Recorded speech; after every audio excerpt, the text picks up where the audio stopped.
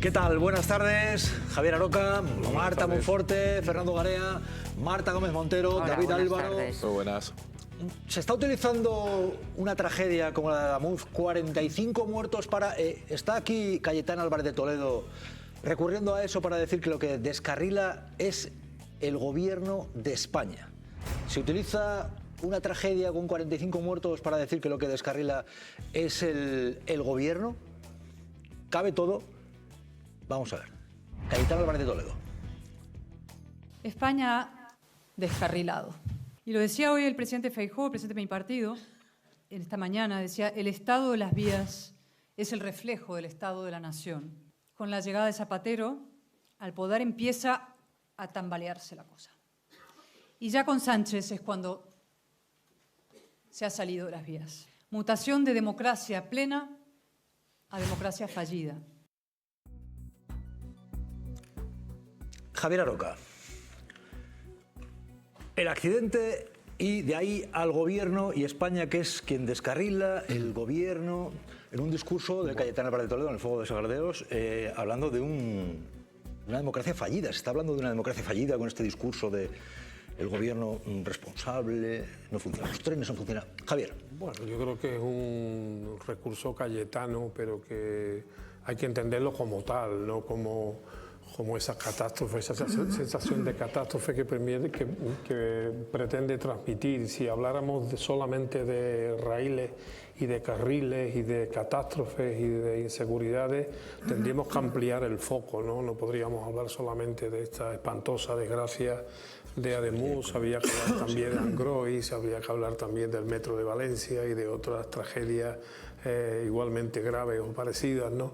Esto es grave y hay que aclararlo y hay que procurar sobre todo que no ocurra más y hay que procurar también depurar responsabilidades, pero de eso a deducir que el gobierno descarrila, bueno, lo milagroso es que el gobierno no haya descarrilado ya, porque ya aparte de todas las desgracias que le han ocurrido, está siendo atacado por tierra, mar y aire con todos los recursos democráticos y algunos muy poco democráticos. Y la democracia española, al menos económicamente, parece que va bastante bien, y si hay que buscarle una temperatura en razón de lo que uno observa en distintas instituciones del Estado, yo diría que España es una democracia templada. ¿Pero en qué punto estamos? Pregunto, Fernando Garea, pregunto Marta Gómez Montero, cuando se recurre a un accidente, 45 muertos, para decir que España ha descarrilado, que lo que se sale de las vías es el gobierno. ¿Os parece afortunado este ejemplo en un contexto que voy a decir más de este discurso? Este discurso de Cayetana Álvarez de Toledo, ya con insultos. Zapatero tonto, Sánchez y su chulería, sus andares. Vean. Decían de Zapatero, ¿es tonto o malo? Era el debate en la época. Las dos cosas, probablemente, ¿no? Y ya con Sánchez es cuando se ha salido de las vías. Como la chulería, esos andares de galán de tranvía. En las filas internas del PSOE yo no veo vida inteligente. Una pregunta concreta. Ultra, facha. Zapatero tonto o malo, las dos cosas. Sánchez la chulería. Y no hay vida inteligente en el PSOE.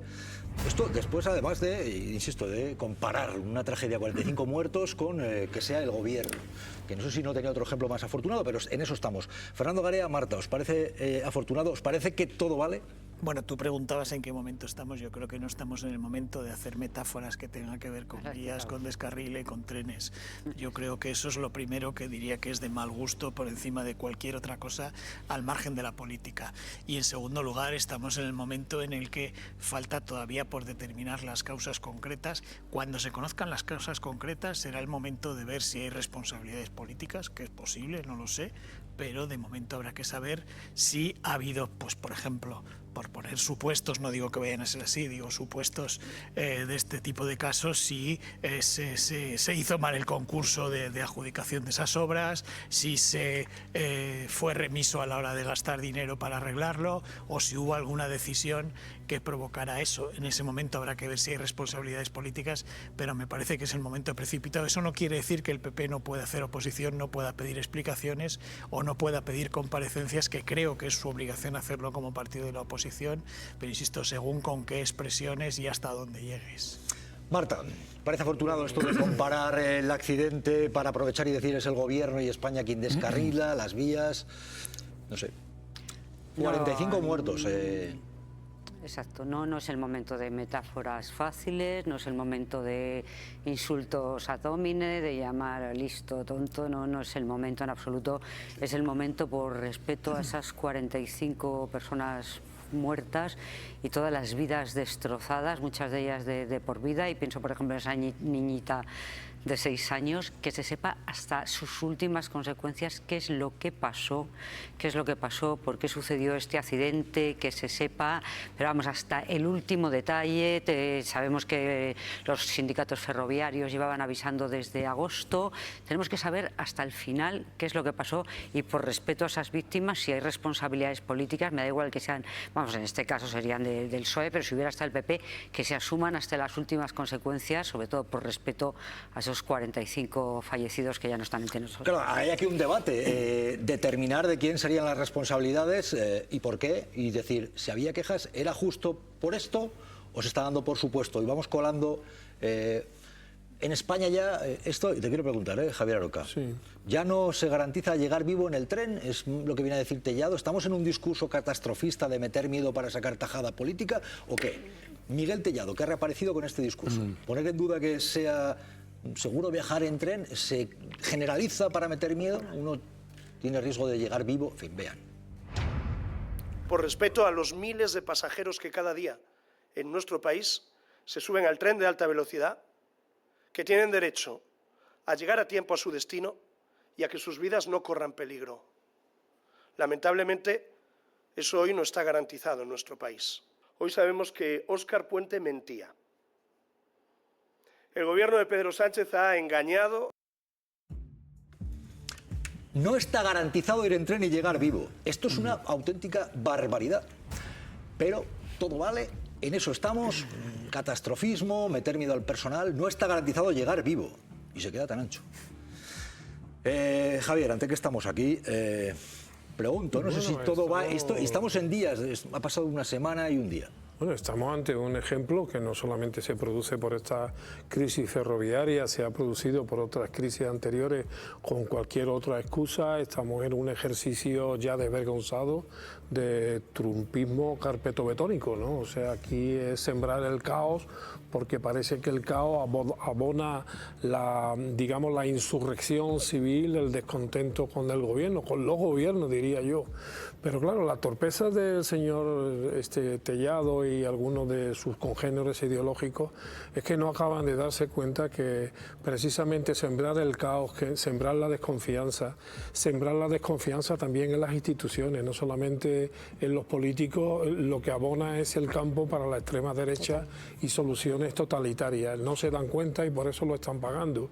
Lo pagaron en Extremadura, seguramente lo pagarán pronto, y además tienen algo que es muy malo para la democracia española, y es que dentro de lo que debería de ser una derecha convencional, una derecha democrática, constitucional, una derecha inspirada en valores democráticos y en valores sosegados, pues estamos asistiendo a una descomposición de la derecha española que cada día se parece más y no se ha mimetizado ya con la extrema derecha. Yo creo que estos discursos exagerados lo único que pretenden es, bueno, alterar la convivencia y animar personal, a su personal, pero creo que no lo están consiguiendo y lo que están consiguiendo es precisamente engrosar las filas de la extrema derecha. David Álvaro, pregunto, ¿esto daña lo que debe ser el punto fundamental, que es aclarar lo que ha ocurrido y no determinar, no, en España ya no es seguro, ya no sabes si vas a llegar vivo cuando te montas en un tren? Este tipo de mensajes, no sé si son, a tu modo de ver, catastrofistas o si cabe esto. Bueno, yo creo que la política actual, lo hemos comentado muchas veces, lleva mucho tiempo enfangado en pensar más en el titular que en el fondo. Entonces creo que no es lo adecuado. Sí creo que hay que exigir depurar responsabilidades. No es incompatible el estar al lado del gobierno en un momento de catástrofe, en una desgracia. Antes hablaba Javier de un momento de desgracia ajena, pero es que no podemos olvidar que también ha habido desgraciados propios. Y ha habido gente dentro del ministerio, que hoy está Óscar Puente, que durante tiempo se ocuparon más de sus propios bolsillos que de pensar en el conjunto conjunto del contribuyente. Entonces, claro que hay que exigir responsabilidades. Lo que hay que hacer es con madurez, porque ya empezando por cuestiones técnicas, que esto ya es muy de matiz, pero hasta CIAF, que es el órgano que está investigando el accidente, no es el órgano competente que debería investigarlo. Y no lo es porque en 2024 el Gobierno de España aprobó la creación de la Autoridad Independiente para la Investigación Técnica de Accidentes de Trenes, Aviones y Marítimos, y no entró en vigor. En agosto de 2024 se aprobó. Tenían 6 meses de mandato para constituir la Autoridad Independiente y 2 años después seguimos como estamos. Eso da muestra de cómo estamos en este Gobierno. O sea, ¿te parece también mal que esta comisión investigue esto? No me parece mal. Es que no es la competente. Jurídicamente, institucionalmente, no es la competente. Pues ahora mismo es la comisión que está investigando y es la autorizada. Pero no es la competente porque También quien mal. debería hacerlo no existe. También mal. Pues entonces, pero que no se investigue. esto es que no tiene discusión, Jesús, Javier, es ley. En fin, Javier, un mensaje que a partir de lo que hemos visto decía Óscar Puente. Óscar Puente decía, se tiene que aclarar, se tiene que investigar, pero está habiendo bulos que hacen que haya que ocuparse de esto también, además de investigar. Esto ha dicho Óscar Puente. A mí me duele mucho que se hable de nuestro sistema ferroviario como una cosa caótica, que no hay controles. Tengo un disgusto terrible, ¿no? Porque hay que analizar unas causas. A lo que no hay derecho es a que nos tengamos que dedicar a desmentir informaciones manifiestamente falsas. Estamos ahora en ese territorio de esparcir desinformación, de esparcir bulos y con eso crear confusión. ¿O ante qué estamos? Pido un titular, Javier, David. Estamos en un momento constante en donde esparcir bulos renta políticamente y parece que también mediáticamente.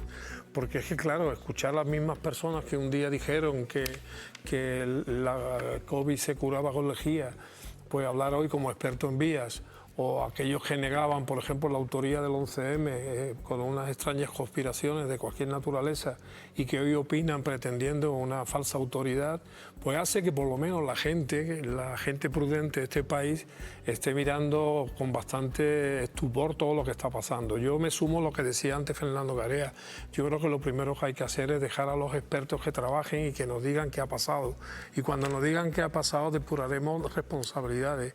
Y cuando las estemos en condiciones de depurar responsabilidades, se podrán exigir dimisiones. Pero con lo que está ocurriendo, tener que escuchar cada día la ocurrencia de cualquiera sobre la base de ninguna experiencia científica ni académica, certificando lo que ha pasado, yo creo que es fruto de una política y probablemente también de una opinión y una información prácticamente muy deteriorada. Pero mira, hoy mismo el jefe investigador del accidente decía que quien había esparcido, no voy a decir un bulo, pero desinformación, era el propio ministro, cuando hablaba de la reforma integral de la vía, cuando todo el mundo ha entendido en su casa que una reforma integral de la vía era integral, entera y no parcial. Ahora se ha tenido que desdecir, igual que se ha tenido que desdecir con los cambios de velocidad en diferentes lugares. Yo sí que discrepo en que creo que desde ya se puede pedir la dimisión o el cese del ministro. ¿Por qué? Por una cuestión muy sencilla, porque a día de hoy no tenemos alta velocidad en España. No hay, la tenemos totalmente limitada. Alguien que quiera circular con alta velocidad de verdad hoy en día no puede. Y no puede porque hay una inseguridad de que las vías puedan permitir el paso de los trenes que no existía o que no se tenía conciencia meses atrás. Por lo tanto, ha habido una dejadez de funciones. Vuelvo a apelar y bulo que oiga, bulo que desmentiré. Hay problemas en vías donde se ha reducido la velocidad, cierto. ¿Todas las vías? No. Con lo cual, bulo. En España sí hay alta velocidad. Decir en España no hay alta velocidad, sabes que ahora no mismo es no se puede operar. Sabes que no es cierto. Con velocidad de alta velocidad. En toda la red de alta velocidad, sabes que no es cierto. En la gran mayoría. Bulos no, vale. Bulos no. No, pero hay vías donde se ha reducido, eso es cierto, pero en toda no hay alta velocidad en España, sabes que no es cierto. Estamos en ese territorio ahora mismo de no hay alta velocidad, no te garantiza llegar vivo. Trayectos con origen y destino. ¿Por qué generalizar? No, porque es verdad. Trayectos con ¿hay algún trayecto con origen y destino final que no tenga para dónde te pongo un ejemplo, a ver si sabes así que sí. Trato de convencerte de la no conveniente generalización, entre otras cosas, para nuestra economía y para la propia reputación de nuestro país o de vuestro país, como tú quieras.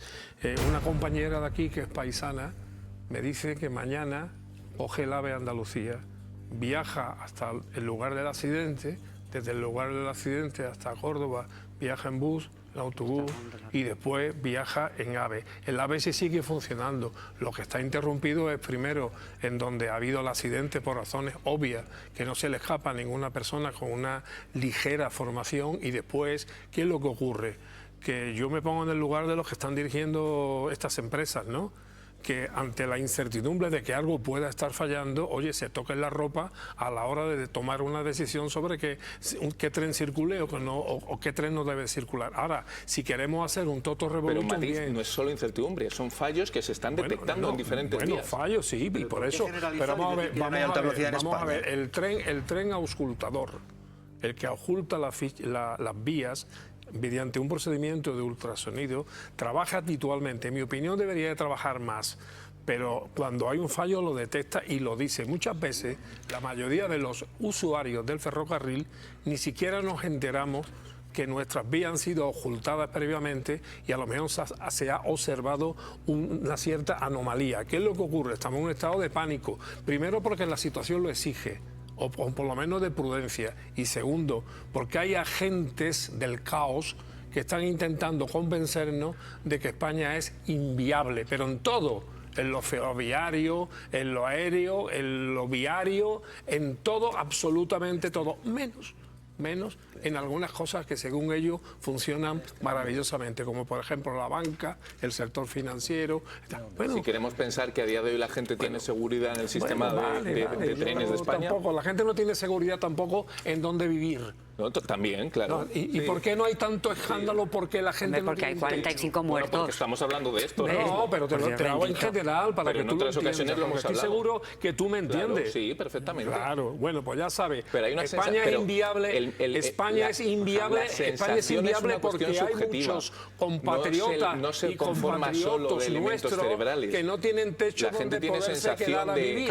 Sin embargo, los mismos que hablan de la inseguridad ferroviaria no hablan de la inseguridad habitacional que tienen millones y millones de personas de cómo íbamos a ir a 350 por hora en las vías españolas y ahora hay tramos en los que se va a una velocidad muy limitada y eso genera una sensación. ¿Veis qué bien? Pero veis qué bien. Es decir, hay tramos, se dice hay tramos, y mal que haya tramos, ¿no? Que lo revisen, pero decir, ya no hay alta velocidad en España.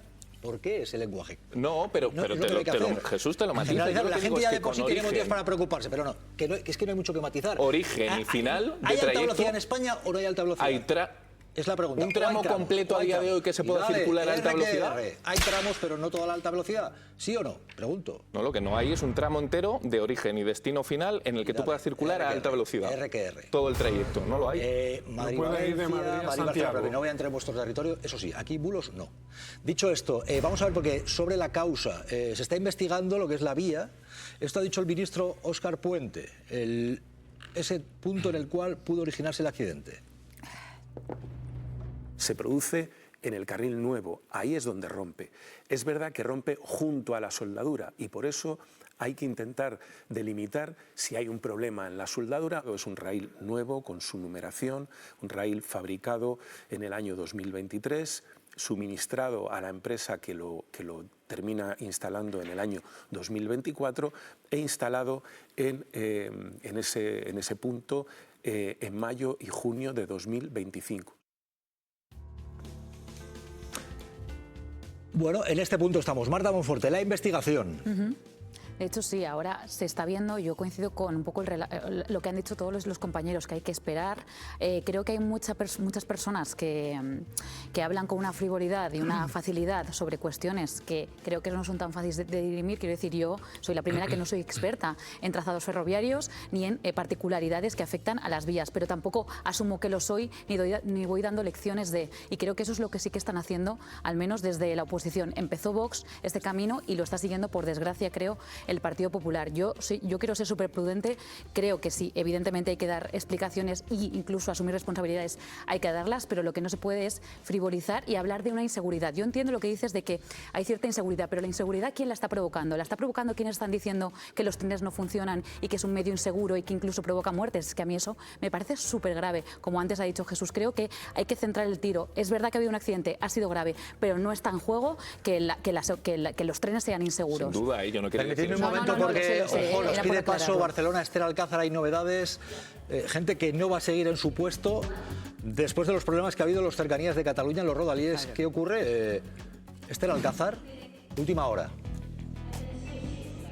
Sí, Barcelona. Sí, Jesús, hay una última hora porque después de que esta mañana el Ejecutivo catalán haya pedido responsabilidades por lo que está sucediendo con Rodalies, según ha podido confirmar el periódico, va a dimitir el director operativo de Rodalies, Josep Enric García Alemany, que además, recordemos, lleva solo 10 meses en el cargo, en este caso por parte de Renfe y por parte de Adif. Lo que se publica es que va a dimitir la persona responsable del área de mantenimiento. Bueno, es lo que están ahora mismo publicando en el periódico. Este es el punto en el cual Feijóo ha dicho que el ministro nos está llenando de datos para confundir. Se está diciendo el ministro es opaco, el ministro Óscar Puente. No da explicaciones, pero lo que ha dicho hoy Feijóo en COPE es que está dando demasiados datos. Cabría preguntar, entonces, ¿en qué quedamos? O no informa o da demasiados datos, pero Feijóo dice que da muchos datos para confundir. Ha dicho esto, el líder del PP. El gobierno nos ha llenado de datos para confundir y confundirnos. Un ministro polemista que lo que intenta trasladar a la gente pues son datos y medias verdades. Insisto, yo nunca he visto una falta de gestión, una mediocridad y un sectarismo tan grande. Pues estamos en ese punto, decir que falta información o que nos inunda de datos. Fernando Garea. Bueno, nunca es poco los datos que se den. Yo creo que nunca te puedes quejar de que haya demasiados datos. Otra cosa es que es verdad que resulta difícil para los que no somos expertos interpretarlos o sacar conclusiones, pero no es malo que haya muchos datos. Dicho esto, acabamos de escuchar la noticia de los ceses de Rodalies. Claro, a mí, en principio, me sale que yo creo que lo del desastre de Rodalies es algo estructural, que no tiene nada que ver con estos dos ceses, y por tanto me suena un poco esto a escudo que pones para que no haya más responsabilidades, porque los Rodalies van a seguir estando tan mal como han estado en los últimos años, por cierto. Y respecto al general del tren, yo creo que hay debates que hay que hacer, que son el de si es suficiente inversión o si se ha hecho suficientemente bien la privatización. Pero creo que son dos debates que no tienen nada que ver con el accidente. ¿Por qué? Porque que sepamos, y con la prevención de que no sabemos lo que va a salir mañana o esta tarde, con lo que sabemos no hay ninguna cosa que tenga que ver con la falta de presupuesto o con la privatización que tenga que ver con que se haya roto una soldadura. En el momento en el que tuviéramos conocimiento, por ejemplo, me lo invento, de que se hubiera puesto material más barato o se hubiera hecho una soldadura más barata, entonces sí podríamos achacarlo a eso. Con los datos que tenemos hoy no podemos relacionar esos debates, que insisto, son debates muy necesarios y que había que haberlos hecho antes, como el de Rodalies, que hay que seguir haciéndolo aunque se cese a estas dos personas que no sé qué nivel de responsabilidad tendrán ante un desastre tan estructural.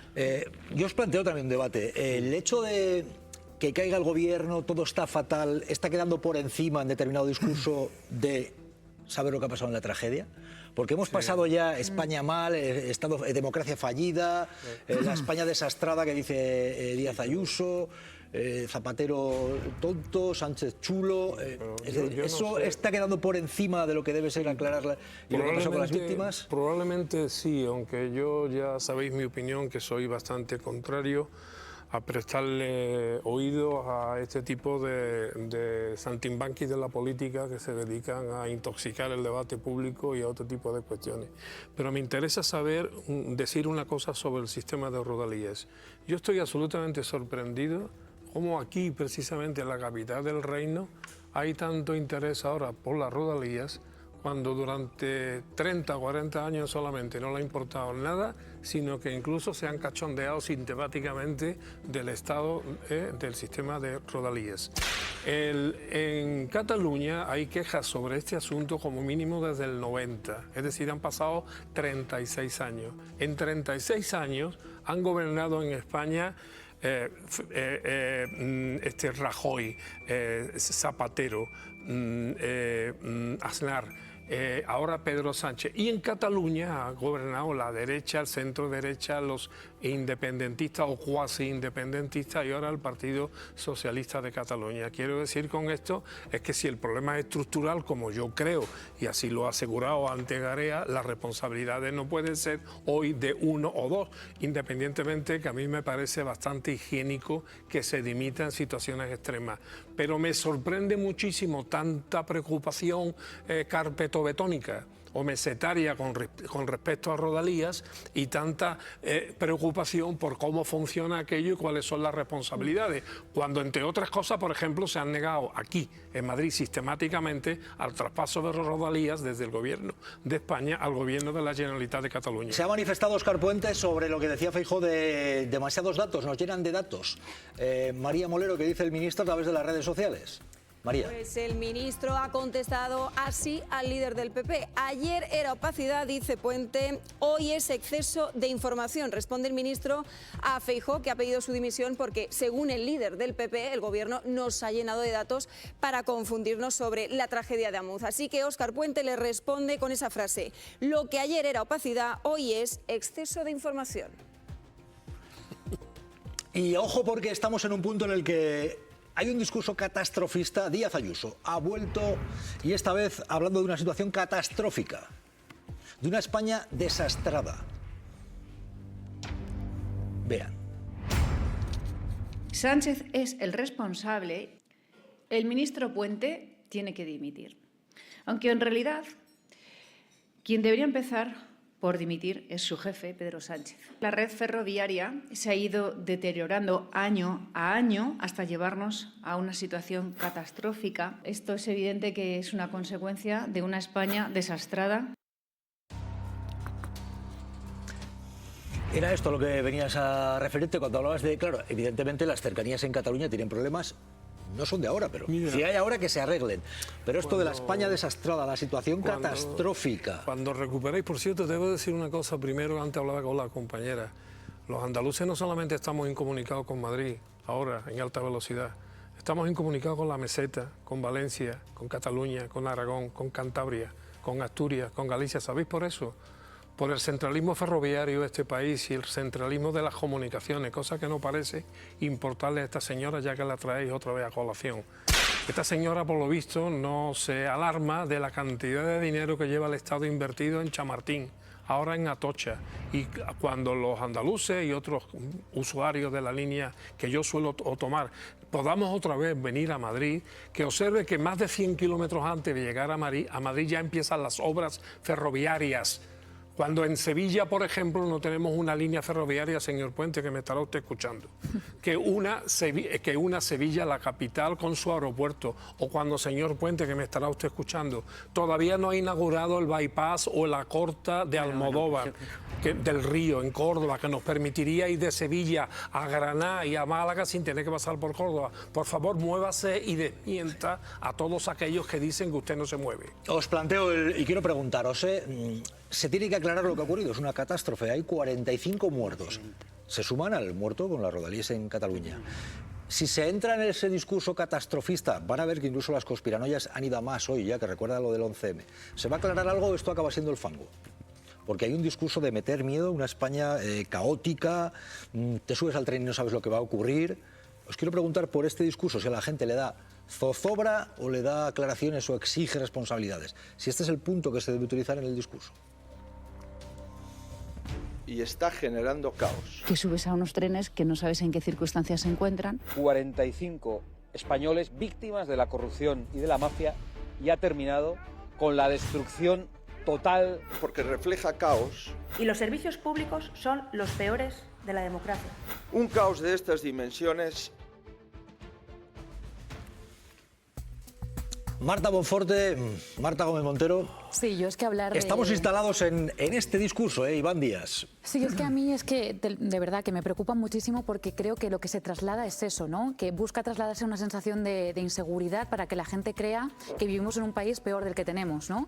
Y que las infraestructuras todas están en peligro y que no hay nada que funcione bien, salvo en las autonomías, por supuesto, lideradas por el Partido Popular, en las que todo funciona perfectamente, claro. Entonces, para mí sí que repercute en la ciudadanía y puede dar pie a discursos peligrosos, Jesús, como por ejemplo el de la doctrina del shock, ¿no? La doctrina del shock es que aprovechas situaciones graves, ¿no? Como han pasado atentados, accidentes con víctimas, para luego introducir poco a poco medidas que no se aceptarían en una circunstancia, digamos, de habitualidad y de la normalidad. Creo que eso puede abrir la puerta a esa inseguridad de la que tanto además presume, por ejemplo, Vox o la extrema derecha, que lo comentaba antes Javier, ¿no? De cómo ellos se aprovechan de esa situación de caos y de inseguridad para hacerse fuertes en un discurso y apelar además a tiempos pasados en los que teóricamente todo era mejor. Pues no, hace 20 años no teníamos la red ferroviaria que tenemos ahora, ni teníamos los servicios que tenemos ahora, y creo que también es importante, además de pedir explicaciones y ver en qué se ha fallado, reivindicar que hay cosas que sí que funcionan y funcionan bien. Lo que pasa es que es verdad que el PP hace tiempo que está instalado en este discurso, y hemos visto como la semana pasada se contuvo mucho Feijóo hasta que llegó el viernes y ya pudo hablar, pero creo que se ha visto un poco atrapado, y lo veíamos ahora por Ayuso y por esta presión interna que a veces tiene y no sabe muy bien cómo liderar y cómo hacer frente, porque luego hemos visto a un Juanma Moreno que tendrá evidentemente que dar explicaciones por otras muchas cosas de gestión, pero que no ha tenido la misma actitud que Ayuso ni que otros dirigentes del Partido Popular. Bueno, lo que hizo el señor Feijóo fue, mientras duraba el luto, mantener una ponderación que yo creo que sería muy importante mantenerla, sobre todo porque las hipérboles, los adjetivos, tal, al final se pueden acabar convirtiendo en la gatera por la que se escapen los responsables. Entonces no hay que darles a los que hayan ante las eventuales responsabilidades, que para mí es fundamental, no puedes darles tú una vía de salida, una gatera, pues convirtiendo todo en fango. A mí me ha parecido interesantísima, por ejemplo, la entrevista del señor Puente aquí en este medio, y me gustaría de verdad estar, como está dando mucha información, en una rueda de prensa suya, porque el viernes yo le escuché atentamente, y el viernes, por ejemplo, nos dijo que se había renovado completa e íntegramente toda la vía donde ocurrió el accidente. Y hoy en esta casa, que yo me parece una entrevista absolutamente esclarecedora, ha dicho que cuando él se refería a integral, que todos entendemos que es toda, él lo que se refería es que se había revisado de punta a punta, pero que solo se habían sustituido allá donde se consideraba necesario, con lo cual, entre lo que dijo el viernes y lo que ha dicho hoy aquí, que me ha parecido súper interesante, hay una diferencia sustancial. Entonces yo quiero que nos expliquen todas esas diferencias, que nos aclaren las cosas, y le pido a los partidos que sean ponderados para que no haya una gatera donde se puedan escapar eventuales responsabilidades. Javier. Ha sido muy esclarecedora. Me lo habréis escuchado muchas veces decir que la democracia es imposible sin responsabilidad. O sea, todo el mundo se tiene que hacer responsable de sus decisiones políticas y de aquellas políticas que no son estrictamente políticas, pero que apoyan, en este caso, a la política de transporte. Y que hay una responsabilidad en el tiempo, ¿eh? O sea, que va durando, o sea, no hemos llegado a un punto donde se rompe una cosa, no. Para que una cosa se rompa, tiene que pasar ante algo muy previo para que llegue a romperse. Eso es. Entonces, esto habría que aprovechar para, por ejemplo, estudiar, si es que le parece bien a los que le defienden otros intereses, la externalización del mantenimiento de las ferrovías en España. Si eso es lo que nos conviene o no. Es público-privado. Y si nos conviene el nivel de control que tiene actualmente lo público sobre lo privado en materia de comunicaciones ferroviarias. Democracias de que sea público-privado. Y después también, y también, como me gusta también buscar comparaciones, hombre, a mí no deja de sorprenderme que un señor como Feijóo, que mantuvo silencios muy cómplices cuando el desastre de Angrois, en donde murieron 80 personas, no dice que la gente en aquellos tiempos dejaran de montarse en el AVE por lo que ocurrió en Angrois, y hoy dice y asevera que la gente va a dejar de montarse en el AVE por lo que ha pasado en Ademuz. Y lo mismo que digo de Angrois lo podría decir del metro de Valencia. Mis hijas, que viven en Valencia, cogen el metro, a pesar de lo que yo creo que fue una actuación, bueno, no iba a decir homicida, entre comillas, pero no lo voy a decir, lo retiro, ante una gestión en el metro en Valencia que tuvo como consecuencia ni más ni menos que 43 víctimas. Hoy día mis hijas y muchas valencianas y valencianos se siguen montando en el metro. Lo que dicen estos dirigentes del Partido Popular es auténtico terrorismo informativo. Están dañando nuestra economía. Hoy día en mi ciudad, Sevilla, los mayores restaurantes están notando económicamente el perjuicio de que el AVE no funcione. Y no puede ser que estos señores, además en pleno Fitur, estén diciendo que las lías...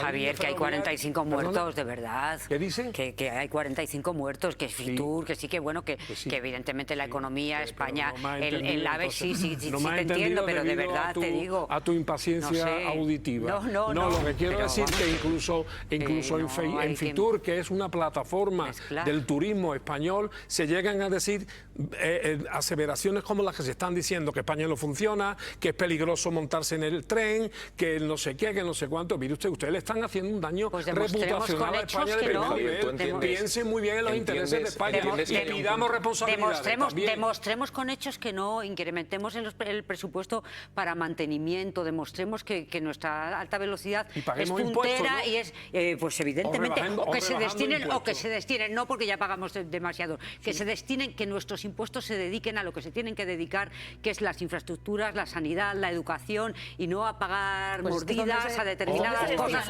Efectivamente, que mis impuestos, que los pago con mucho esfuerzo, pero a gusto, que vayan donde tienen que ir. Pero ahora, vamos a ver una aseveración.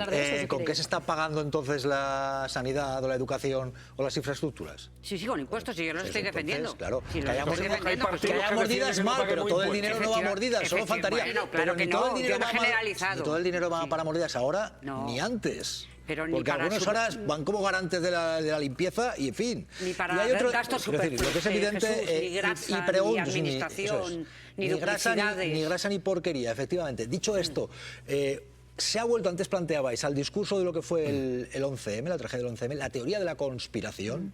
Este tipo de teorías, ya les anticipo que hoy Tellado ha utilizado la frase que dijo Rubalcaba cuando estaban mintiendo, diciendo, no, ha sido ETA, ha sido ETA. Hoy Tellado ha recurrido a la frase del difunto Rubalcaba. Pero antes, gente como Jiménez Los Santos con estas teorías de la conspiración. Un día más. Está haciendo lo mismo que hizo el 11M. Se juzgó para taparla y adiós. Pero era que cada mes sacaban un moro nuevo, distinto, que era el verdaderamente responsable. Por ejemplo, ¿qué pasó con la destrucción de las pruebas? Un Óscar Gután es un matón analfabeto, es un cateto con ínfulas, y las focas de Zaragoza aplaudiendo a Sánchez, 45 muertos con este inútil. Hijos de perra, de Satanás, pero que hay 45 muertos. La corona, si es que el rey tiene alguna preocupación por la corona, que a veces últimamente parece que está el rey contra la corona. No sé qué hay. Lo mismo que el 11, me dice Jiménez Los Santos, que es uno de los que estuvo, ¿no? Fernando Garea, en esas teorías de la conspiración. Nada más y nada menos. Sí, pero no me hagas rebatir las cosas que dices, tío. No, mi pregunta no es que rebata. Si estamos de nuevo en ese discurso de la conspiranoia, y quien quiera, si no quieres intervenir, puede intervenir otra persona. No tengo ningún inconveniente. Mi única prevención es a darle eco a alguien que dice estas cosas tan disparatadas. Yo creo que este es un terreno abonado, momentos como este del accidente, para que surjan bulos, teorías. Creo que además se va a saber que hay injerencias en muchas de las cosas que se han movilizado estos días. Creo que eso es cuestión de días que se sepa, y es el momento de esto. Yo lo que creo, volviendo a lo de antes, es que hay que separar muy bien, por lo menos en mi opinión y a día de hoy, lo que es el accidente del debate sobre los servicios públicos, especialmente el del ferrocarril. Porque, insisto, a día de hoy, e insisto siempre en esto, no sabemos que haya habido ninguna actuación del gobierno o de Adif o de las autoridades que haya provocado este accidente o haya evitado que no se impida que se provoque este accidente. Como no lo sabemos, no podemos mezclar ambos debates. Yo creo que es verdad que hay un problema reputacional que tiene que ver con los retrasos, con las dificultades de algunos ciudadanos que lo utilizan, de Rodalíes, de las cercanías de Madrid, que tampoco son las mejores del mundo, aunque no lleguen al nivel de Rodalíes. Pero yo creo que hay que separar eso del accidente, y lo que me parece mal es mezclar las dos cosas. Estamos, yo planteo la duda, hemos vuelto a las teorías de la conspiración como el 11M. Tellado, como dijo Rubalcaba, claro, en un tiempo en el cual se intentaba llegar a unas elecciones diciendo que había sido ETA. ¿Es el caso de lo que está ocurriendo ahora? ¿Se intenta llegar a unas elecciones diciendo que la autoría es otra? Tellado, con la frase que dijo Rubalcaba, merecemos un gobierno que no nos mienta, y afirmando que el gobierno está mintiendo. Tellado, ¿a lo Rubalcaba? ¿Se cree Rubalcaba Tellado o qué? Vean. España no merece un gobierno que le mienta. Lleva una semana mintiendo. Así lo acredita la información publicada hoy por el diario El Mundo. El ministro Óscar Puente está siendo el portavoz de la mentira. Son muchos los puntos oscuros de la versión del Gobierno sobre esta catástrofe. Porque es lo que publica El Mundo. Aroca. Bueno, parece que la fuente de inspiración del desastre español es la misma, ¿no? Y bueno, no sé, que los telespectadores juzguen, ¿no?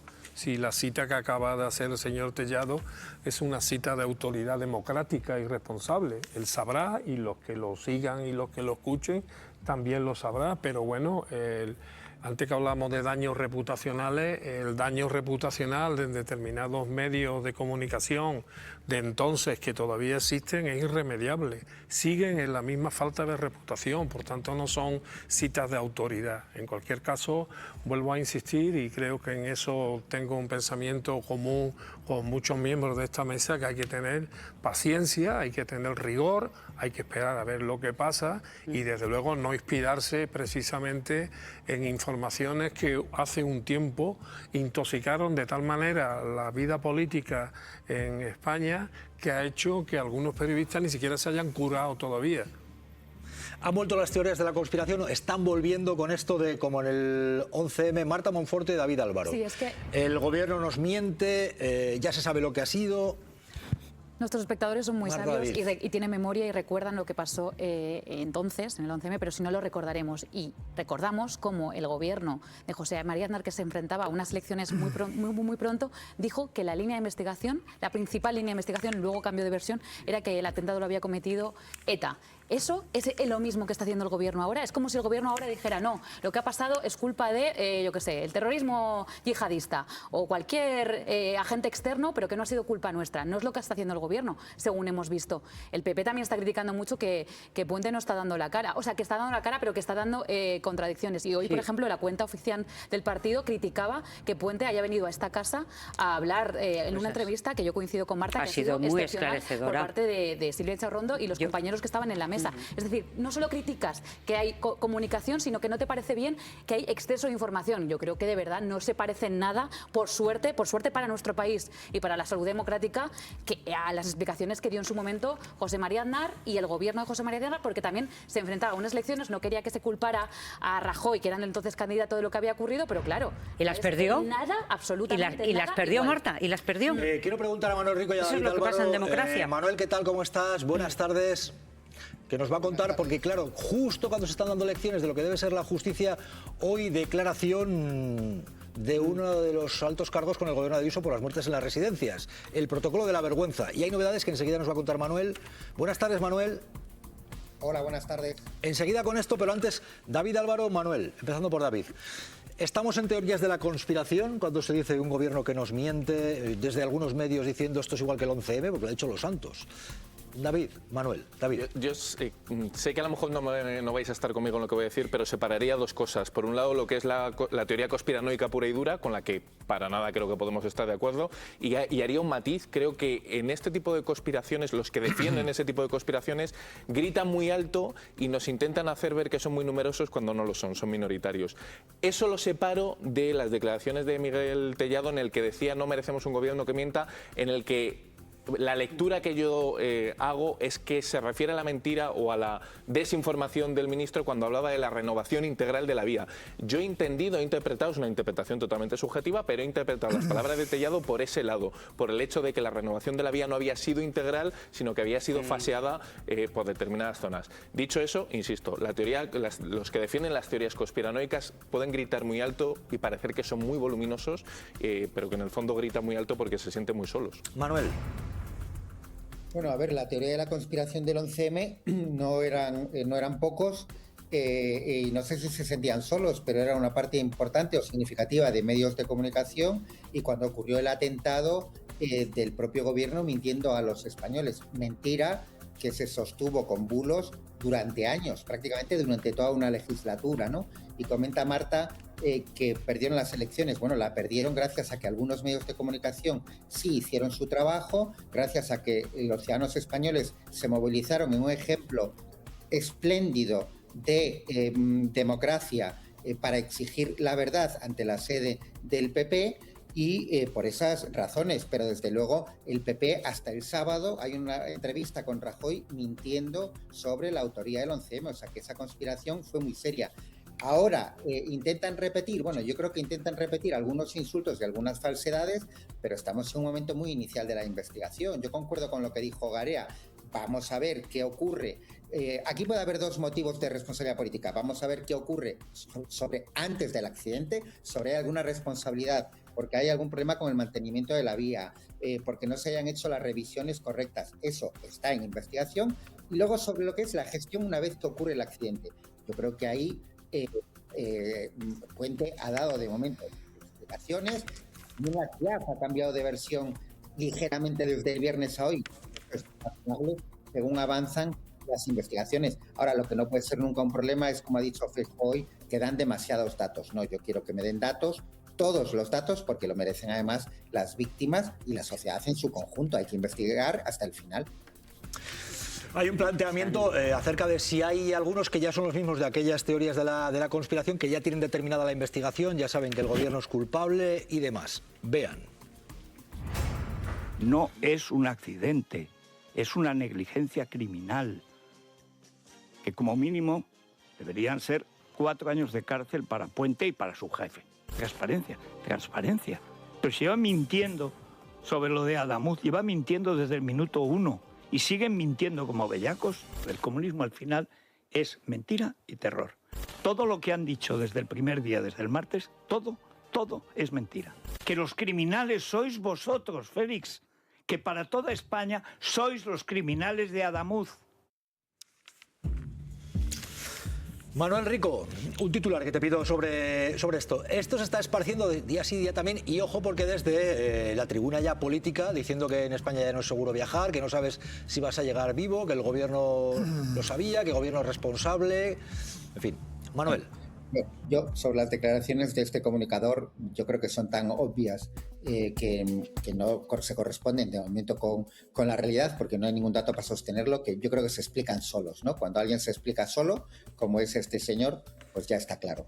Sí que me llama la atención que, como tú me preguntaste antes por residencias, que en este caso tiene al culpable ya sobre los fallecimientos en las residencias. Creo que no sé si ha dedicado algún minuto que no sea a exculpar a la señora Ayuso. Sobre el tema de fondo, que es mucho más preocupante, y yo creo que antes lo mencionaba Marta Monforte, ¿no? Bueno, yo creo que hay un diseño, una campaña, una estrategia muy clara para decir que el gobierno está sobrepasado, que España no funciona, y bueno, yo creo que aquí hay que ser serio en todos los temas, ¿no? Pero es algo especialmente delicado intentar meterle a la gente en el cuerpo miedo a viajar en tren. Hoy han salido de las estaciones de tren de AVE de toda España decenas, cientos de trenes probablemente, han llegado perfectamente, y lo mismo ocurrió ayer y lo mismo antes de ayer, por fortuna. Y yo creo que esto es algo que tenemos que ponerlo en perspectiva. Ha habido 2 accidentes graves, el primero de AVE, pero aun contando el de Angrois, en los últimos 15 años.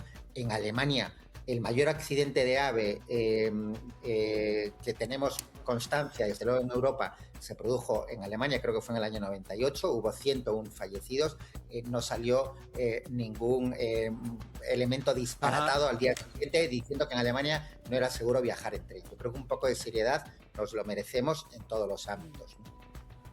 Quiero preguntar ahora a Manuel, pero ¿tú crees, Javier Aroca, que en la declaración que ha habido hoy sobre los protocolos de la vergüenza en las residencias ha habido también esto de no funciona ninguna residencia, todo mal, España descarrila, o qué crees? Porque algunos, claro, están dando lecciones, pero ahí está, por ejemplo, la tragedia de las residencias. Pero claro, pero si es que esto normalmente, aparte de las insinuaciones y las difamaciones, siempre hay una manera de ocultación. Aquí hay muchas cosas que ocultar. Es curioso escuchar a la señora esta de Madrid, la presidenta, pues decir las cosas que dice cuando tiene 7.291 cuerpos todavía sin acreditar en qué ha pasado ahí, o cuando todavía no han dado explicaciones por el caos, los caos repetitivos del metro de Madrid, por ejemplo, afortunadamente sin víctimas. Es decir, aquí todo el mundo elude sus responsabilidades, y ya que la mentira se utiliza también como argumento para desprestigiar a los demás, hombre, el PP tiene una amplia hoja de servicio en materia de mentiras que conviene no olvidar. Hemos hablado antes de Aznar con respecto a las mentiras del 11M, pero es que es un mentiroso reincidente y además no dispuesto a pedir perdón, porque este mismo señor fue el que dijo que en Irak había armas de destrucción masiva, que no ha rectificado, mientras que sí lo hizo el mismo Bush y el mismo Blair, y sin embargo pues nos metió en una guerra. Y él dice, guerra, ¿qué guerra? ¿Armas? Pues sí, pues había armas. Es decir, un mentiroso no puede ser autoridad ni crédito para construir ningún discurso político. Señor Tellado debería de analizar la historia de su propio partido para ver hasta qué punto su más alta dirigencia ha mentido de manera reiterada a los españoles, no una, sino muchas veces. Entre tanto, Manuel Rico, esa declaración de Carlos Moore, relación con los protocolos de la vergüenza, titular de lo que ha dicho, ha reconocido que no se medicalizaron las residencias debidamente. Ha dicho también que en esa consejería del gobierno de Ayuso no se hizo lo que se debía hacer. Muertos en la pandemia. Algunos están dando lecciones ahora mismo, pero esto ha ocurrido hoy. Titular de lo que ha declarado Manuel Rico. A ver, yo creo que tuvo dos elementos importantes. Dijo que él no firmó que él firmó los protocolos, pero que no los elaboró, perdón. Por lo tanto, alguien tuvo que dar la orden de que se enviasen esos protocolos de la vergüenza. Y segundo, efectivamente, dijo que la medicalización no fue suficiente, creo que es el término que según los abogados se empleó allí dentro, en el juzgado. Y bueno, por lo tanto, esto es un elemento clave, porque el protocolo y la no medicalización de las residencias, aunque había personal para medicalizarlas, es absolutamente clave, ¿no? Él dijo suficiente, realmente no se medicalizó nada. Y en la residencia que se está juzgando hoy, en concreto, no se envió a nadie, como en la mayoría de las residencias. Manuel Rico, gracias por acompañarnos. Quédate con lo siguiente porque mira, Héctor de Miguel, que compañero de este programa también, me dice que lo deja al menos temporalmente. Había hecho una parodia sobre el tratamiento de la tragedia de Adamuz en algunos medios, en boca de bobos lo llamó, y ahora dice que deja esto. Ojo, porque también está recibiendo amenazas en las últimas fechas sobre ir incluso a agredirle en sus actos públicos. Vean esto. Esto está ocurriendo con la extrema derecha. Y Héctor de Miguel dice, de momento paro. El acoso ultra suma una nueva víctima a su larga lista. Ha llegado el momento de parar. Héctor de Miguel, o conocido por todos como Keke, anuncia su retirada por el acoso sufrido por ciertos sectores de la derecha. El cuerpo me lo pedía y la mente disimulaba. La noticia llega después de una parodia realizada la pasada semana en su programa de la SER, Hora 20 y pico. Normal desorientarse con tanta puerta giratoria al final. En ella criticaba el tratamiento que han hecho algunos programas televisivos de la tragedia de Adamuz. La izquierda en este país es como una familia tradicional. Tras su emisión, ciertos sectores ultra le amenazan en redes y se organizan para boicotear un monólogo del humorista en Móstoles. Si algún familiar considera pasarse y darles un par de aplausos como se merecen, aquí tienen las fechas y sitios. Un boicot al que se suma Daniel Esteve, el líder de Desocupa. Algún vecino en estas fechas que se acerca a saludar a este anormal chupapó. Tras este aluvión de comentarios amenazantes para ir contra él, finalmente el humorista lo cancela y sale de manera precipitada de la escena pública. El del puño agarrando el capullo. Keke es el último de una larga lista de señalados por la llamada ultraesfera. Deportaciones masivas. El sitio da igual, puede ser en el trabajo o en sus casas. También le sucedió a otro periodista, Román Cuesta. Una persecución ultra. Que la estadística es la mejor arma para mentir. A la que cada vez se suman más nombres conocidos. Desde aquí nuestro apoyo a Héctor de Miguel, a Keke, ultraesfera o fachosfera. Pero esto es lo que tenemos. Os pido un titular sobre lo que acabamos de ver. Javier, Marta, ¿qué supone esto? Hombre, es ¿Y por qué esto? Es lo que pregunto, Javier. Porque supone una amenaza importante a la libertad de expresión.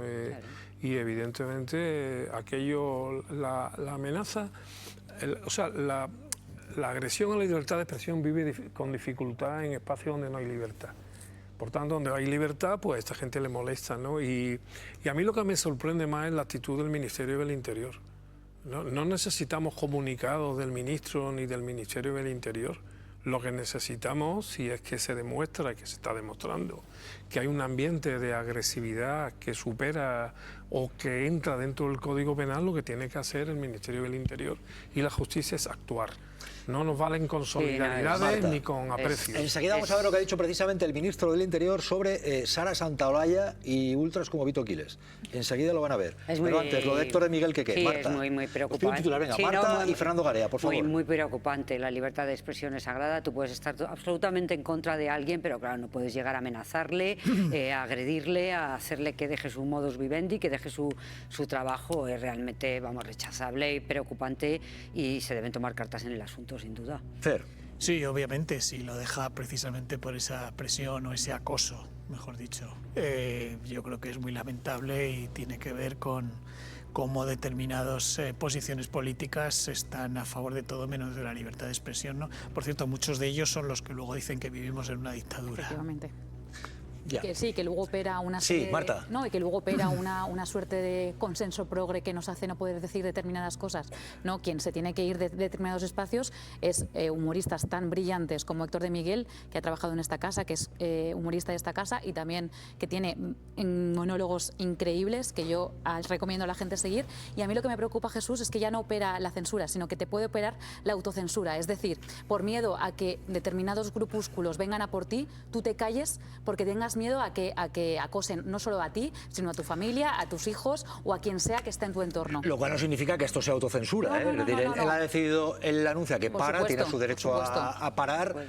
Cosas que habían ido ocurriendo anteriormente, además de lo que se le ha dicho, que no ha sido poco, por ejemplo, la parodia esta de En boca de bobos y el tratamiento de determinadas cuestiones. Él tiene todo su derecho a parar. Por supuesto. Pero el contexto es el que es, y hay gente que vive con una presión determinada por la libertad de expresión y la libertad de hacer humor. Vea lo siguiente, porque precisamente decía Aroca, Ministerio del Interior. El ministro del Interior dice que debería haber órdenes de alejamiento para gente como Vito Quiles respecto a Sara Santaolalla. Sara Santaolalla, ya saben, Vito Quiles viene incluso a las puertas de su trabajo a esperarla. Ella denuncia que le siguió, que sabe hasta su casa. Y dice el ministro, debería haber órdenes de alejamiento, dice Marlaska. Vean esto sobre Sara Santaolalla y Vito Quiles.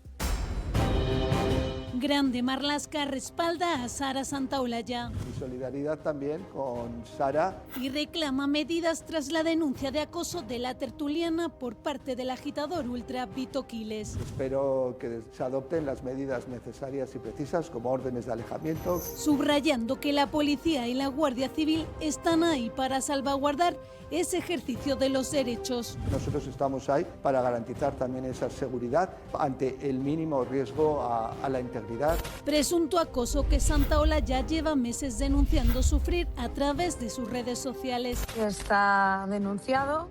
He aportado a la causa todo tipo de grabaciones para probar todo lo que este ser es y hace. Y que hace apenas una semana manifestaba se trasladaba a su puesto de trabajo. Esto sigue hasta el final, hasta que un juez en este país condene a Vito Quiles por acoso, porque es un acosador. Actitudes que, afirmaban nuestro programa, se han permitido. Se ha blanqueado durante mucho tiempo a estos individuos. Y se han amparado por parte de ciertos poderes políticos. Habrá que denunciar a gobiernos autonómicos y a partidos políticos que pagan el sueldo de este señor porque este acoso está organizado y financiado. Mientras Vito Quiles, a través de sus redes sociales, se me quiere censurar por perseguir a personajes públicos que dicen lo que les da la gana en la televisión. Justifica así esta persecución. David Álvaro, Javier Aroca.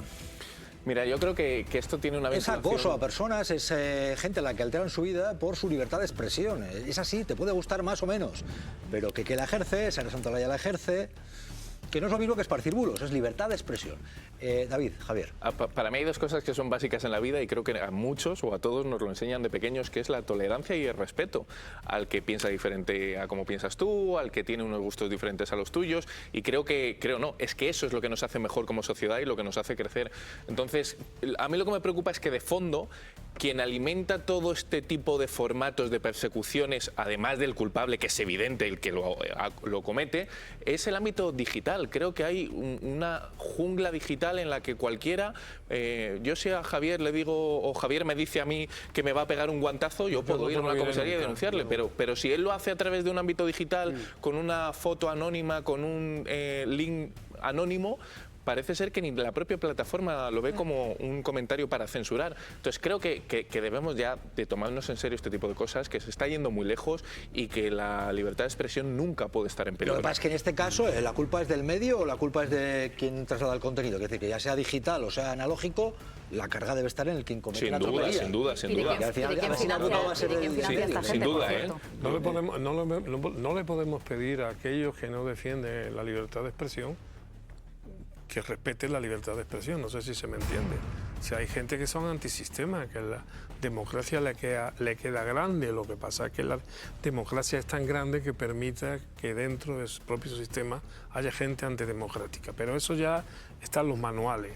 A mí lo que me preocupa es llegar a la conclusión de que el ministro del Interior o de Interior no es un tertuliano como yo, que no tengo ni idea de nada, ni de derecho, ni además no soy juez, ni tengo a mi mando ni a la Guardia Civil, ni a la Policía Nacional, ni a todas las herramientas que tiene un ministro del Interior a su servicio, ¿no?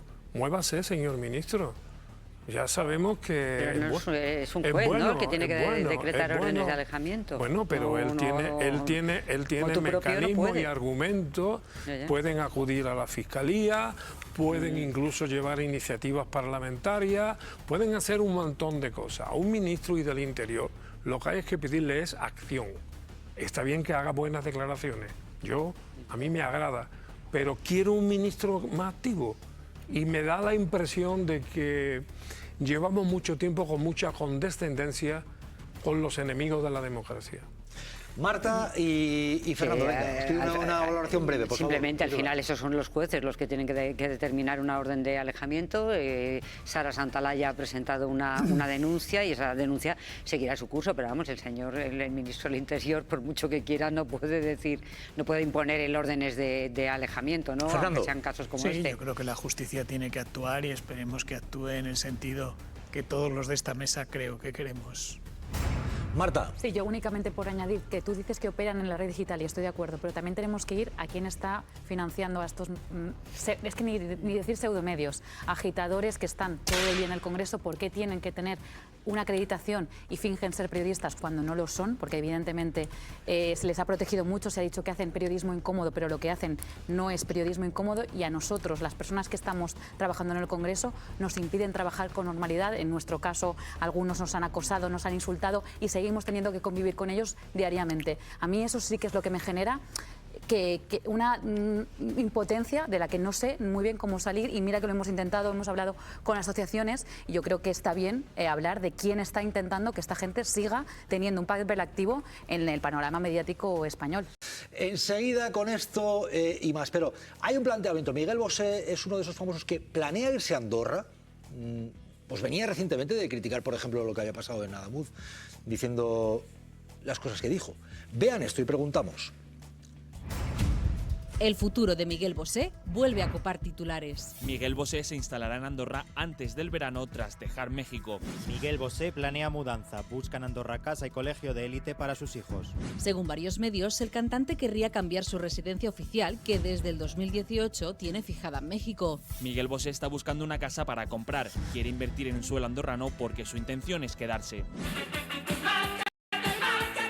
Bosé es el último en añadirse a la lista de famosos que dejan España para vivir en Andorra, como Carmen Cervera, más conocida como la baronesa Thyssen, el youtuber El Rubius o el deportista Maverick Viñales. ¿Dónde diablos has escapado? Tú no sabes la que armado te he cuidado, yo lo digo por sí. La última vez que se ha pronunciado el cantante ha sido con la tragedia de Adamuz. Otra desgracia más que podría haberse evitado, otra de muchas tantas, constantes y sin tregua. Óscar Puente, ya no tienes perdón, chaval.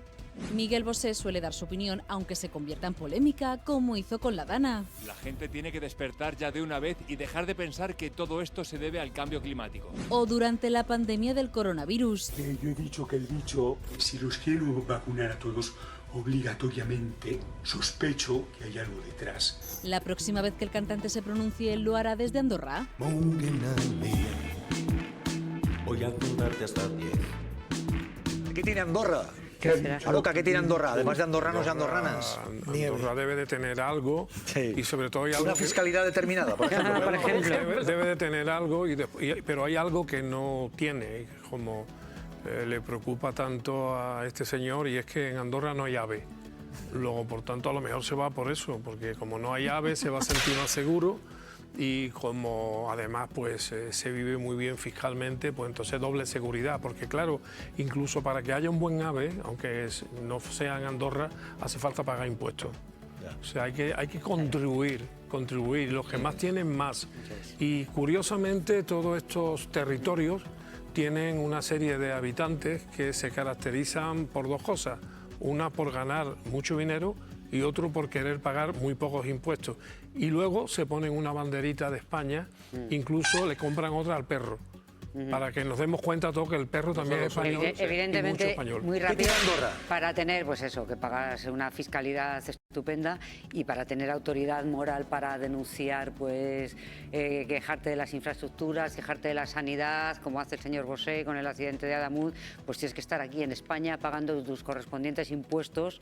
Es un señor que seguro que está estupendamente de dinero y no irte a Andorra para no pagar impuestos. David no está de acuerdo, David. No, porque simplemente creo que por el hecho de vivir en un lugar geográfico no te impide hablar de otras cuestiones de otro país. Yo hablo de la política estadounidense y no vivo en Estados Unidos y puedo criticar determinadas acciones de política de otros países sin necesidad de vivir ahí.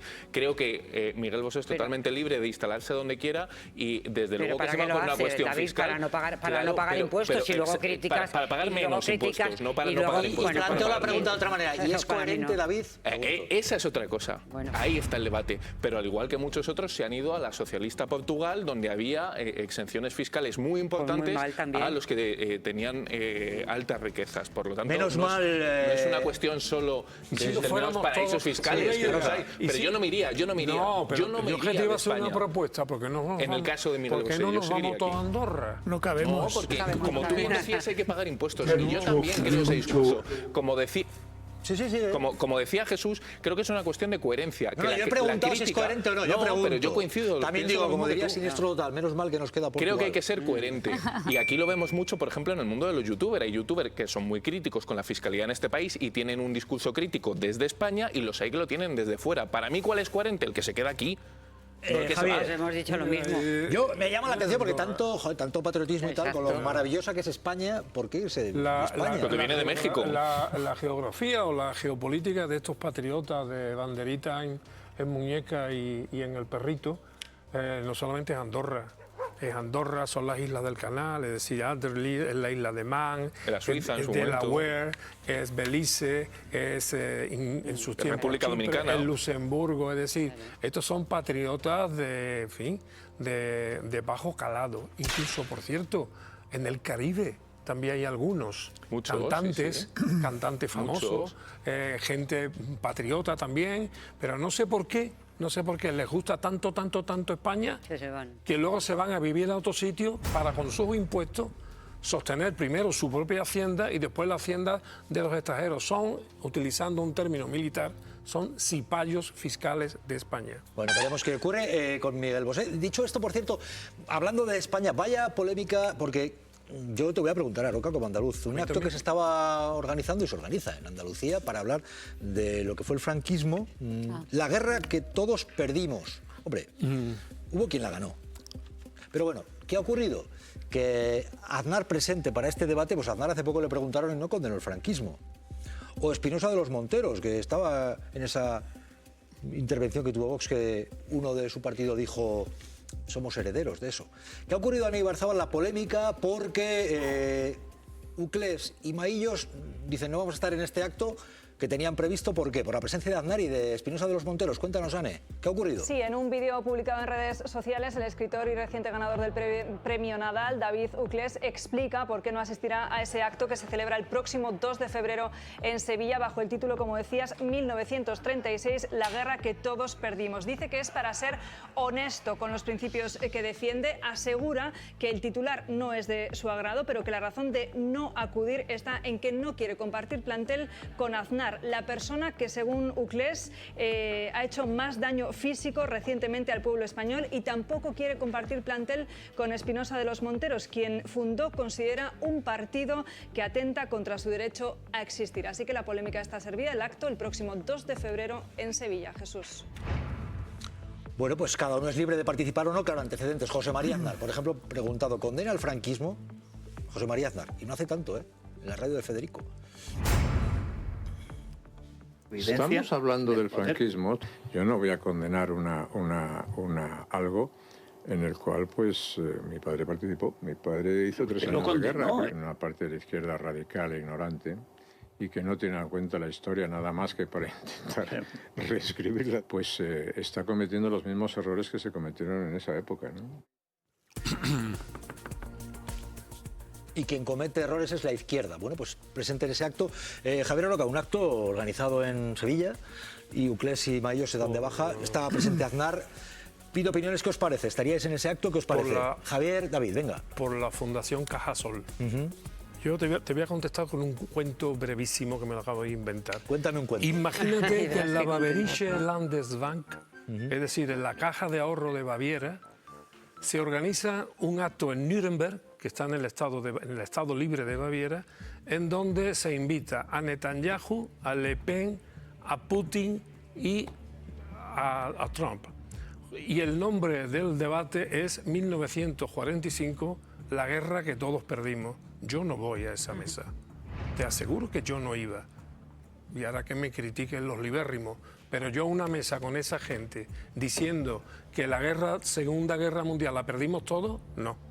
David. Cada uno es muy libre de decidir a dónde va y a dónde no va, y yo ahí no me voy a meter. Lo que sí que digo es que cuando José María Aznar era presidente del Gobierno de España y era presidente del Partido Popular, en el año 2002, conmemorando el 25 aniversario de unas elecciones libres, en el Congreso de los Diputados, con apoyo y la defensa del Partido Popular de José María Aznar, se condenó el golpe del 36 y la época del franquismo. Si ahora José María Aznar viene a desdecirse, pues libre es también de cambiar de opinión o de decir lo que quiera. Pero el Partido Popular, cuando él era presidente del Gobierno de España y cuando él era presidente del Partido Popular, sí lo hacía, sí hacía una condena expresa y tácita del Lo que pasa, David, que franquismo. acabamos de ver cómo le preguntan si condena el franquismo y acabamos de ver lo que decía. Sí, por eso digo que la evolución que tenga cada uno, y yo ahí no me meto. Pero que no es baladí lo que dice ahora. Sin duda, ya lo que dijo en su momento. Claro que no hubo un tiempo en el que Aznar, recuerda lo que también era de centro moderado, ¿te acuerdas, no? Sí, sí. El giro al centro. Centro reformado. No nos acordamos del giro al centro. Pero bueno, en esa PNL también estaba en contra de la Constitución. Sí, pero esto estaba. Pero esto estaba. Era un consenso de todas las fuerzas parlamentarias por el 25 aniversario de las elecciones libres en España, y ahí estaba el Partido Popular que gobernaba y que además tenía una mayoría amplia y lo apoyó en su momento. Y el abuelo fue picador, pero lo cierto es que ahora tenemos este acto en el cual está presente Aznar, Espinosa de los Monteros, que en esa intervención que tuvo en Vox con algún otro, estaba Figaredo, creo, y hubo otro que dijo, condenar el franquismo si venimos de ahí, decía esto. Condenar el franquismo no tiene ningún sentido, puesto que somos herederos, nos guste más o menos, que es una cuestión que, como muy bien ha explicado Iván, es algo que depende de la opinión personal de cada cual, pero la historia es la que es y no se puede cambiar al gusto ideológico del gobierno de turno. No se pueden coger 40 años de la historia de España y meterlos en el cubo de la basura. Bueno, pues ahora Aznar y Espinosa de los Monteros presentes en ese acto para hablar de si es la guerra que perdimos todos y Uclés y Maillo se dan de baja. ¿Os parece coherente que estén ellos y que se den de baja los otros? Mira, yo quiero reivindicar aquí un libro que es del historiador Miguel Ángel Martínez de Arco, no me quería equivocar, que se llama Memoria de Frío, que habla sobre los exiliados y exiliadas de la guerra civil y todo lo que sufrieron. Y habla precisamente de la familia Espinosa de los Monteros, por eso te lo quería citar, Jesús. Y él cita literal: la familia Espinosa de los Monteros fue la que detuvo a mi madre, la llevó a la comisaría, reprimió y además se quedó con los negocios. Pues claro, evidentemente la perspectiva de este señor, no sé si compartirá con su familia o no, pero no es casual y creo que hay que hablar también del trasfondo político que hay detrás de este acto. A mí, hablar con esa equidistancia de la guerra que perdimos todos, no. Los que tenemos familia que lucharon en esa guerra y que sufrió las consecuencias, pues evidentemente nos sigue doliendo todo lo que pasó. Y yo sigo reivindicando que por mucha inestabilidad que había en la Segunda República, que es lo que siempre se dice, nunca estuvo justificada ese golpe de Estado y esa dictadura. Es lo que dice la presentación documental de Cajasol. Dice, la guerra que fue inevitable. ¿Cómo que fue inevitable? Claro. Si hubo un golpe de Estado, pues eso. Lo que no debería de haber habido un golpe de Estado cívico-militar contra el orden republicano, que luego tendría sus defectos o no los tendría. Ahí también juega la historia. Pero un golpe militar, cívico-militar contra un régimen no se puede justificar nunca. Un demócrata no lo puede justificar nunca. Ahora, también te digo que como empecemos así, habrá gente que se quede sola.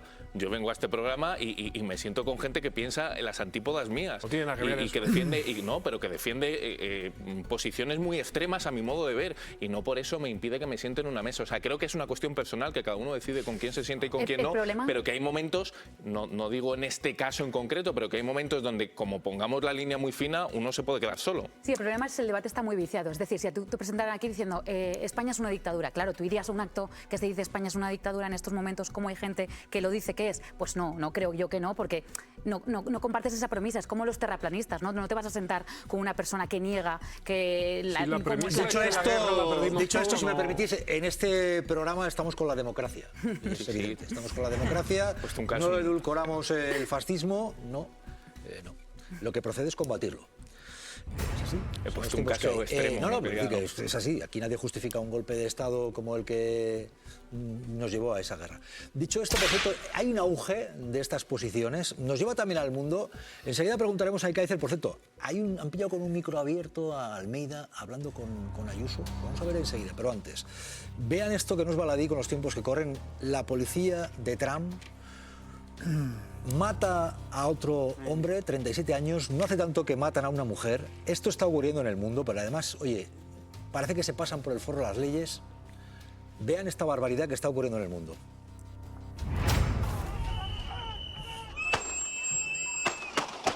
Así acababa un agente del ICE con la vida de Alex Pretty en Minnesota este fin de semana. Ciudadano estadounidense de 37 años. Recibió hasta 10 disparos mientras varios miembros de la Policía Anti-Inmigración de Estados Unidos le reducían. Las autoridades sostienen que Pretty amenazó a los agentes del ICE con una pistola y que dispararon para defenderse. Una versión que las múltiples grabaciones en vídeo parecen desmentir. En las manos de Pretty, solo el móvil con el que grababa las actuaciones de la policía migratoria, ampliamente criticadas, también por el gobernador de Minnesota. And it's sickening, this federal occupation of Minnesota to campaign of organized brutality against the people of our state. El 7 de enero, Renee Good murió a manos de un agente del ICE que disparó 3 veces contra ella. Good estaba documentando los abusos de la policía anti-inmigración en Minnesota. Una muerte ante la que Donald Trump reaccionaba así. La mujer que conducía el coche atropelló de forma violenta, deliberada y cruel al agente del ICE que parece haberle disparado en defensa propia. Y con esta imagen veíamos la detención de un menor. El ICE se llevaba a un centro de detención a Liam Cornejo Ramos, un niño de 5 años junto a su padre de origen ecuatoriano. Según El País, al menos otros 3 menores han sido detenidos en Estados Unidos por la policía anti-inmigración. Eso, que es lo peligroso. Javier Aroca, Fernando Garea, os pido un titular.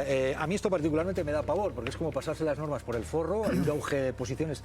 El policía, jefe de inmigración parece, no sé, como si fuera un tío hitleriano o algo así, de esa forma que se pavonea. ¿Qué está ocurriendo?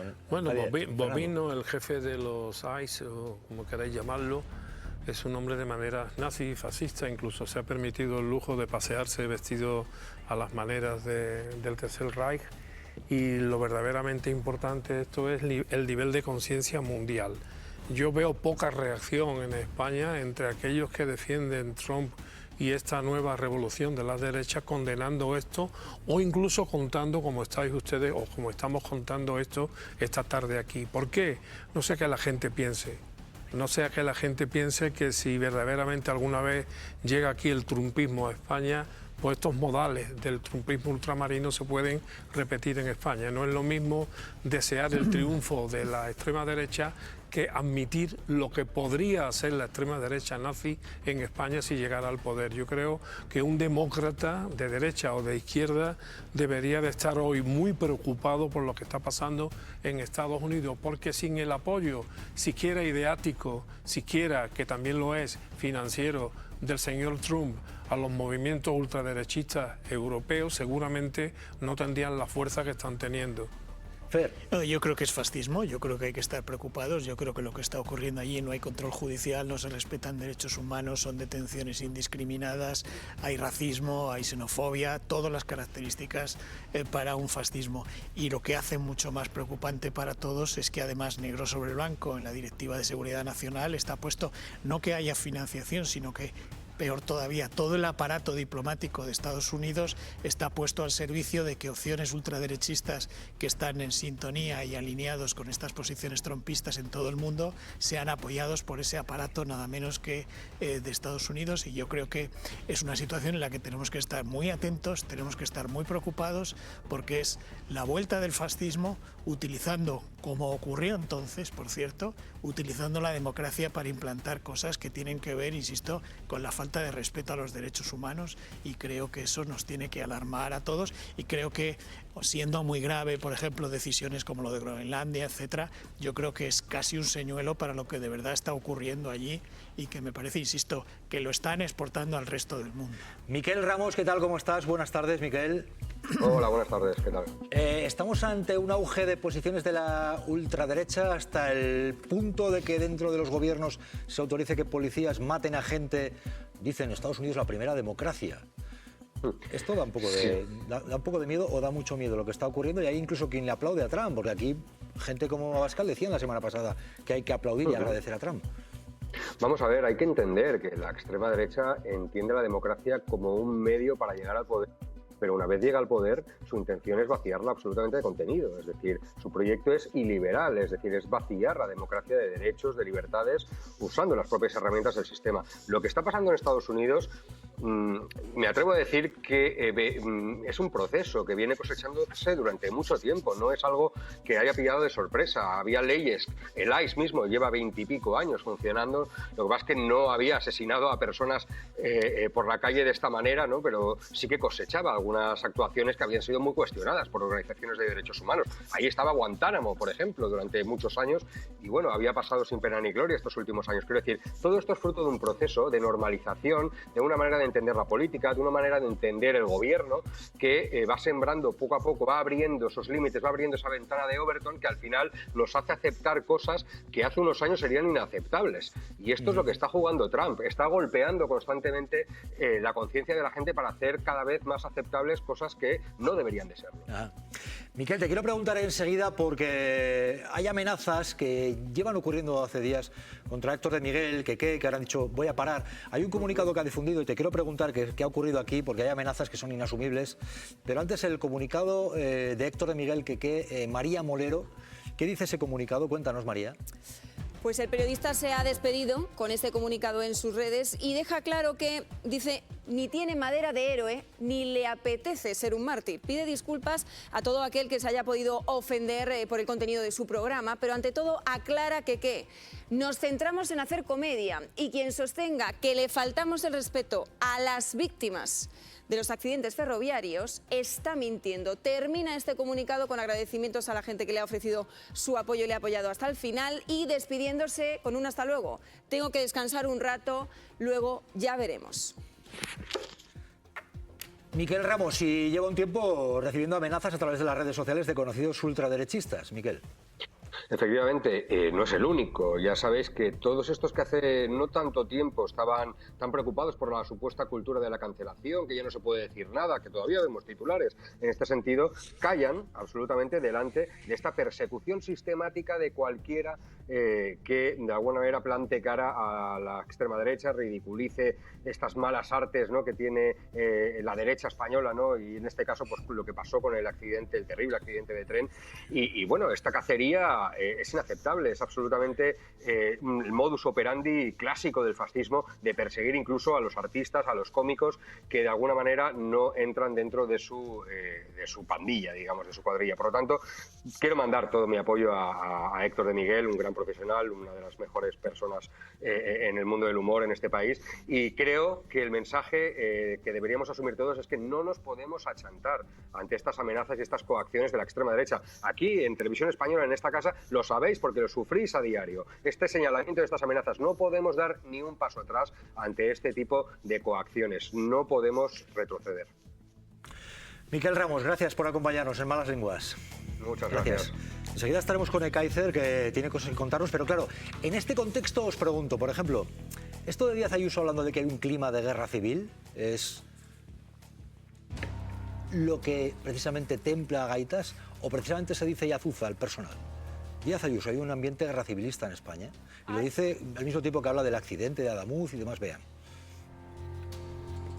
Lamento que ese ambiente de preguerra civilista siga ahondando. El camino hacia la República plurinacional, laica, sigue imparable. Nunca en 47 años de democracia habíamos vivido semejante decadencia. Ambiente preguerra civilista, pero tan mal estamos. ¿Y esto por qué se dice? Y dice, vamos hacia la República Plurinacional Laica. Hombre, en algunas cosas debería de acertar, pero no creo que acierte. Pero bueno, no sé, ya sabéis mi opinión. Si tengo que opinar de esta señora, opino, pero me parece que sus opiniones son perfectamente prescindibles y no significa, ni siquiera creo yo, el pensamiento mayoritario del Partido Popular. Quiero entender, quiero tener la esperanza de que una parte del Partido Popular, la más importante, no piensa como esta señora.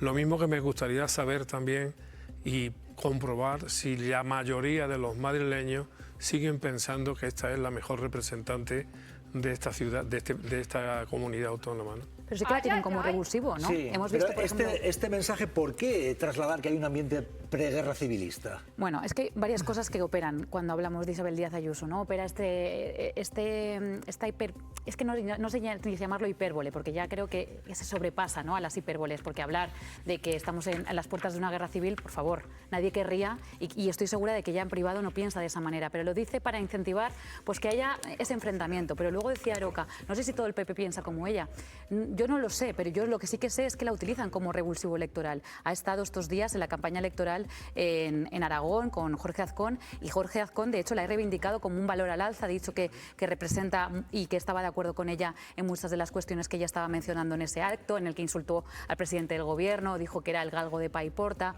Y luego hay una razón también por la que Isabel Díaz Ayuso hace estas cosas, y es también para eludir quizá las deficiencias de la gestión del Gobierno de Madrid, porque ella habla mucho hacia afuera, pero no habla tanto hacia adentro, y los problemas estructurales que también hay en la comunidad, como hay en muchas comunidades, tanto del Partido Popular como de otra ideología, ¿no? Pide la palabra a Fernando Garea, enseguida voy con él, pero antes vean esto, micrófono abierto. Ayuso acaba de hablar de que quiere una misa que sea en Madrid después del accidente de Adamuz, porque somos una, no puede ser en Huelva, somos una que sea en Madrid. Toma la palabra Almeida y le dice, haciendo la pelota o quién sabe, juzgarlo, a Ayuso, qué bien esto que has dicho del particular, vean. Micro abierto, Almeida le está haciendo la rosca por esto a Ayuso. Qué bueno lo que has dicho de... Qué bueno lo que has dicho de la misa. Qué bueno lo que has dicho de... Qué bueno lo que has dicho de la misa. Bueno, pues entre otras cosas lo que había dicho es que tiene que haber una misa, que al final es curioso porque las novedades han hecho que al final va a ser antes la misa en Madrid porque somos una, decía, y no la que había anunciado el gobierno andaluz y el gobierno central en Huelva. Lo que acaba de decir, que a Almeida le parece también que bueno, era esto. Una misa funeral en la Almudena, puesto que creo que es el mejor homenaje que se le puede hacer. Había personas de todos los rincones de España y no creo que esto se pueda dividir por 17 regiones o como si fuéramos 17 estados, 17 naciones. Somos una. Qué bueno, le decía Almeida. Fernando Garea, pedías la palabra. No, sí. me sumo a lo que decía Javier de crítica respecto al fondo, y luego lo que añadiría es que esto es una estrategia que lo que busca es llenar la agenda política durante todo el día con este tipo de cosas y llamando la atención con lo que dice, y además tiene un fin. Hay que preguntarse si a los que le votan les gusta que diga esto. Y yo creo que si miramos resultados electorales en la Comunidad de Madrid nos daremos cuenta que para alguien de extrema derecha o de derecha más o menos dura, pensará, ¿de qué me beneficia votar a Vox si ya tengo a Ayuso? Es decir, ella lo que busca es llenar todo ese hueco político. Con esto no estoy justificando, estoy explicando. Busca llenar todo ese hueco político y por eso dice este tipo de cosas, y además consigue algo, no solo por su mérito, sino creo también por demérito de la otra parte, de confrontar permanentemente con alguien más grande que ella, más grande me refiero en cuanto a institución, que es el Estado, que es el Gobierno central, con lo cual le sale bien esta estrategia que ella tiene. Y Almeida le está haciendo ahí la pelotilla, ¿no? Bueno, ¿qué va a decir? Porque manda mucho, porque sabe que manda. Qué bueno, Marta, ¿qué te ha parecido? Sí, a ver... qué bueno esto que has dicho, es chapó. Además, esto se entiende en la lucha, no nos acordamos de esto, pero hubo una pugna también entre el Ayuntamiento de Madrid y la Comunidad de Madrid cuando defenestraron a Pablo Casado, porque Pablo Casado tenía a Almeida como portavoz, y ahí hubo como cierta tensión entre Sol y el Ayuntamiento de Madrid por si él estaba implicado en el espionaje aquel. Quiero decir, que todo esto, luego Almeida siempre ha buscado como un poco congraciarse con ella, pero una cosa que sí que diré es que gran parte de la derecha mediática sí que ensalza a Ayuso como si fuera la gran líder del Partido Popular. Hay novedades sobre esto que veíamos, Ana Ibarzábal, porque finalmente, además, va a ser antes la misa en Madrid que la que había prevista en Huelva, que es la provincia donde más muertos ha habido con Adamuz. Ane, cuéntanos, porque sobre esto hay novedades. Sí, la semana pasada se lo pidió Ayuso por carta al arzobispo de Madrid y en apenas 24 horas ya tenía respuesta. Dicho y hecho, habrá una misa por las víctimas del accidente ferroviario el 29 de enero a las 7 de la tarde en la Catedral de la Almudena en Madrid. Por tanto, como decías, Jesús, la capital española acogerá este homenaje, esta misa en la Catedral de la Almudena, antes incluso que el propio homenaje de Estado que acordaron Sánchez y Moreno Bonilla para el 31 de enero en Huelva y que de momento se ha aplazado porque un número importante de familiares de las víctimas no puede acudir. Ernesto de Kaiser, ¿qué tal? ¿Cómo estás, Ernesto? Buenas tardes. Hola, muy buenas. Ernesto, te quiero preguntar porque ha sido curioso ver en las últimas horas cómo Cayetana Álvarez de Toledo utilizar el accidente 45 muertos para decir que lo que descarrila es España, las vías, el gobierno. Mira esto que decía Cayetana Álvarez de Toledo. Mira. España descarrilado. Y lo decía hoy el presidente Feijóo, el presidente de mi partido, en esta mañana, decía, el estado de las vías es el reflejo del estado de la nación. Con la llegada de Zapatero, al poder empieza a tambalearse la cosa. Y ya con Sánchez es cuando se ha salido de las vías. Mutación de democracia plena a democracia fallida. Ernesto, ¿ante qué estamos? Estamos en lo que yo digo de manera reiterada, y es ante un golpe de Estado en desarrollo. Son capítulos de un golpe de Estado en desarrollo. Lo vimos de manera fallida durante la pandemia. Pablo Casado hizo más o menos lo mismo, además utilizando al Tribunal Constitucional, que en ese momento tenía mayoría de la derecha, y ahora lo que tenemos es una continuidad. Cayetana se olvida además que después de Zapatero vino Rajoy. Hombre, es un agujero muy grande, fueron 8 años los de Rajoy. Dice que después de Zapatero vino Sánchez y que hay una continuidad entre Sánchez y Zapatero. Pero hombre, insisto, hay un paréntesis de 8 años de Rajoy. Pero bueno, yo creo que el problema consiste en que Isabel Díaz Ayuso se ha llevado el gato al agua y Cayetana también. Que el funeral sea el 29 de enero en la provincia eclesiástica de Madrid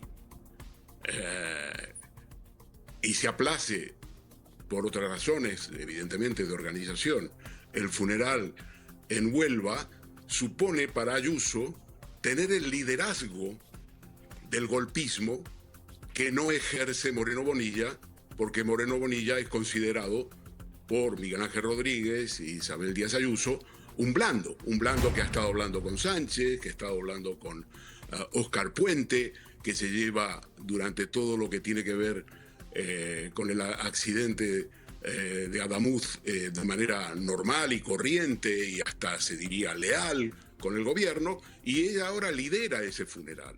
Lo que pasa, Ernesto, un momento, porque, Ernesto, decías algo muy duro, es decir, es un golpe de Estado. Pedía la palabra a David brevemente, y os pido esto, porque un golpe de Estado, será crítico, pero no sé a qué te refieres con eso de golpe de Estado, David. Sí, yo veo un poco por ahí, que me llama la atención que denunciemos el trazo grueso utilizando un poco más de trazo grueso, ¿no? No creo que en España haya un golpe de Estado encubierto, no creo que la normalidad democrática esté en peligro, independientemente de que haya problemas, dificultades, que haya gente que levante mucho la voz o que haya gente gente que se dedique a crispar, pero de ahí a que haya un golpe de Estado encubierto, a mí me parece que es excesivo. Ernesto. Hay un golpe de Estado en desarrollo. El golpe de Estado que conocemos tradicionalmente no es una irrupción, es una irrupción militar. Hemos visto el ataque de Trump en Venezuela con 150 helicópteros. Yo me estoy refiriendo a un golpe de Estado que se desarrolla en capítulos. Y el golpe de Estado, la propia Isabel Díaz Ayuso dice que hay un clima guerra civilista. Yo le creo. Yo creo que el discurso del Partido Popular es guerra civilista. Yo le creo totalmente. Las declaraciones de Feijóo, las declaraciones de Juan Bravo, las declaraciones de Tellado, las declaraciones de Almeida, todas esas declaraciones son declaraciones guerra civilistas. Vienen a decir que hay que acabar con este gobierno, que no puede seguir este gobierno y hay que acabar ahora. Feijóo dice que hay que meter a Sánchez en la cárcel y está dispuesto a modificar una ley que, por cierto, ya propone modificar el gobierno, que es la ley de enjuiciamiento criminal, para evitar que Sánchez y el sanchismo se escapen. En otros términos, el funeral del 29 de enero para Isabel Díaz Ayuso es un funeral guerra civilista. Créanlo, compañeros, es el funeral de Sánchez. Le ha arrebatado a Bonilla el liderazgo por el tema del funeral, porque no se hará en Huelva, insisto, por razones que tienen que ver con la organización, pero que sí, en la medida en que ella ha tenido la iniciativa, va a tener lugar en la Almudena. ¿Tenéis una idea de lo que va a significar ese funeral? Bueno, pues veremos. Ernesto, gracias por acompañarnos. Gracias y buenas tardes. Gracias, Ernesto. Bueno, pues es la opinión de Ernesto Ekaizer, es lo que está ocurriendo. Yo diré dos cosas. El funeral, sea el que sea, tiene que ser el de las víctimas. Eso una. Total. Y luego, dentro de lo crispado que está el debate, yo golpe de Estado, ni guerra civilismo, ni lo veo ni va a verlo. Lo que hay que hacer es denunciar precisamente esas palabras gruesas, en mi punto de vista. Es mi aportación a esto. Calma, sosiego, que es lo que creo que necesita este país. Lo que sí está viendo, dice Óscar Puente, es una carga de bulos tremenda en mitad de una tragedia. Y él responde. Vean esto, bulos, dice Óscar Puente, y responde. Ojo. Óscar Puente lamenta los bulos. A lo que no hay derecho es a que nos tengamos que dedicar a desmentir informaciones manifiestamente falsas o tendenciosas. Y responde a algunas de las informaciones publicadas sobre el accidente ferroviario de Adamuz, como esta, que el domingo abría la portada del periódico El Mundo. El Irio descarriló desde una vía sin renovar fabricada en 1989. Según el ministro de Transportes, es un rail nuevo, fabricado en el año 2023 e instalado en mayo y junio de 2025. Puente también responde a esta noticia en sus redes sociales. De nuevo, un bulo como una catedral y en portada. Cumpliendo la promesa que hacía unos días antes. Cada día voy a elegir una barbaridad y desmentirla. Usando desde entonces la plataforma para desdecir algunas informaciones. Esto, al igual que lo de la unidad de crisis, es un bulo. En este mensaje, el ministro hace referencia a estos titulares del Español. Puente suprimió en julio la unidad de emergencias encargada de la prevención y seguridad de infraestructuras. Adif tiene abandonados desde hace 2 años en las cocheras 4 de los 7 trenes que inspecciona las vías. Noticias a las que Puente también hizo alusión en rueda de prensa el pasado viernes. ¿Hay trenes de auscultación sin utilizar? No, ninguno. No están ni abandonados ni nada de lo que he leído hoy en un medio de comunicación. Explicaciones que para el Partido Popular son insuficientes. Óscar Puente lleva una semana mintiendo. Yo no he mentido en ningún momento. Quiero saber qué es lo que ha pasado. Los populares le acusan de ocultar información y piden su dimisión. ¿Se llena el campo de bulos y luego es muy complicado o no sé? O se puede decir que Óscar Puente, decíais aquí que tiene motivos para criticarle, pero él dice bulos y más bulos y no se da abasto. Javier, Marta. Javier. Bueno, lo mismo que los raíles tienen unos números de identificación que proceden del fabricante y que indican incluso su trazabilidad de fabricación, otra cosa del montaje, los bulos en España también tienen identificaciones identificables, o sea, son siempre los mismos. Y claro, los socorridos en España es decir que son los pseudoperiodistas, que son los pseudomedios, no, son periódicos asentados por una amplísima tradición bulera. En España solamente reinterpretable por Bisset. Que, vamos, evidentemente bulos fuera, pero que tampoco los alimente el ministro, omitiendo cosas, por lo menos omitiendo, porque hoy aquí, ya lo decía antes, que ha sido una entrevista absolutamente esclarecedora, pero es que hoy ha reconocido que cuando él decía que se había renovado completamente e integralmente la vía, él se refería solo a que se había visto toda esa vía, pero que no se había renovado, cambiado enteramente. Entonces, que él tampoco omita información, porque si no, a veces se da lugar a esos bulos que son absolutamente rechazables. Tiene que ser absolutamente, como ministro responsable, después de lo que ha pasado, tiene que ser absolutamente responsable y preciso, Javier. Hay una diferencia entre equivocarse y el señor ministro. Equivocarte. Señor ministro no es un experto. Yo estoy seguro que cada vez que habla no tiene ciencia infusa, sino que tiene un informe de viernes lo dijo clarísimamente, técnico Javier, y lo repitió de y lo sus repitió. empresas, y otra cosa son los bulos con marchamos y fabricados en mesas de redacción que obedecen además en la mayoría de las veces a intencionalidades que nada tienen que ver con el papel que debe de jugar un medio de comunicación democrática. Y estamos en ese punto en el que se está diciendo de Puente, primero se ha dicho que oculta información, que manipula, y se dice también, no, montarse en un tren ya no es seguro en España. En fin, verifica María Navarro, y hay bulos que también están ahora mismo en un punto en el cual hay que desmentirlos. ¿Por qué? Verificamos. Buenas tardes. Buenas tardes. Pues verificamos uno de los bulos que ha circulado sobre la tragedia de Adamuz. Lo estamos viendo a continuación. Es un mensaje que decía que la Cruz Roja no actuó en la tragedia de Adamuz en Córdoba. Esto es un bulo. La Cruz Roja sí intervino en el accidente. La propia organización en su página web informó de que activó de inmediato sus equipos de emergencia a petición de Protección Civil. Además, existen imágenes que muestran a miembros de Cruz Roja a primera hora de la mañana siguiente del accidente. Y en Verifica RTV consultamos a esta organización, a Cruz Roja, y nos confirmaron que hasta el 21 de enero habían atendido a 585 personas y movilizado 213 efectivos. Además, hay que decir que este tipo de bulos forman parte de una narrativa desinformativa que busca desprestigiar a la Cruz Roja, pues trasladando esa falsa idea de que no actúa en situaciones de emergencia en España. De hecho, ya lo vimos en la Dana de Valencia. Bueno, verificado, gracias María Navarro. Antonio Gómez de Olea, tribunales, hay novedades que dan a ganar a Cospedal en este caso, porque se quería que declarase en calidad de investigada por el caso Tándem, pero Cospedal de nuevo sale ganando en esto. ¿Qué ha pasado, Antonio Gómez de Olea? Cuéntanos, última hora. Una indemnización en diferido. Adelante. Pues Jesús, por un lado, el Partido Socialista arremete contra el juez instructor de la Audiencia Nacional por, dice, ocultar, no indagar, unos audios mantenidos entre María Dolores de Cospedal, exsecretaria general del Partido Popular, y el excomisario Villarejo. Pues bien, según fuentes judiciales, en el contenido de estos audios se hablaba de sustraer información relevante a Luis Bárcenas, información relacionada con la caja B del Partido Popular. Por otro lado, Ferraz también pedía la citación como investigada de Cospedal. Pues bien, el juez instructor responde. Por un lado, ha negado esta petición de citar como investigada a Cospedal, y por otro lado dice que las palabras del Partido Socialista están atacando de lleno la confianza de la ciudadanía en la justicia. Pues ya lo ven. Gracias. Cospedal. Sí, Marta hecho, Monforte. Hacía mucho que no escuchábamos este nombre, que fue una gran dirigente del Partido Popular y que estuvo muy vinculada al ascenso de Pablo Casado, la presidencia del PP, que se ha mantenido muy apartada en los últimos años, pero que yo creo que se tiene que esclarecer, ¿no? Cuál fue su papel, porque además ella también ha estado muy vinculada, presuntamente, ¿no?, con las escuchas ilegales. Quiero decir, hay que saber hasta qué punto tuvo responsabilidades, y también si el entonces gobierno de Rajoy sabía algo. Bueno, eso se va a saber, más que presuntamente vinculada, es que la hemos oído hablar con Villarejo. Claro, gracias. La hemos oído con Villarejo hablar directamente, la libretita, sería bueno que no saliera la libretita y todo esto. Es que soy yo, pero se ha ido de rositas. Vean lo siguiente, por cierto, porque hoy el diario.es publicaba el plan de Rivera Salud para ahorrar, reutilizar catéteres, derivar a pacientes no recuperados y operar antes a los rentables. Estamos hablando de ese grupo de la sanidad privada. Ha hecho jugosos negocios en Madrid, no solo en Madrid. Vean, porque da pavor.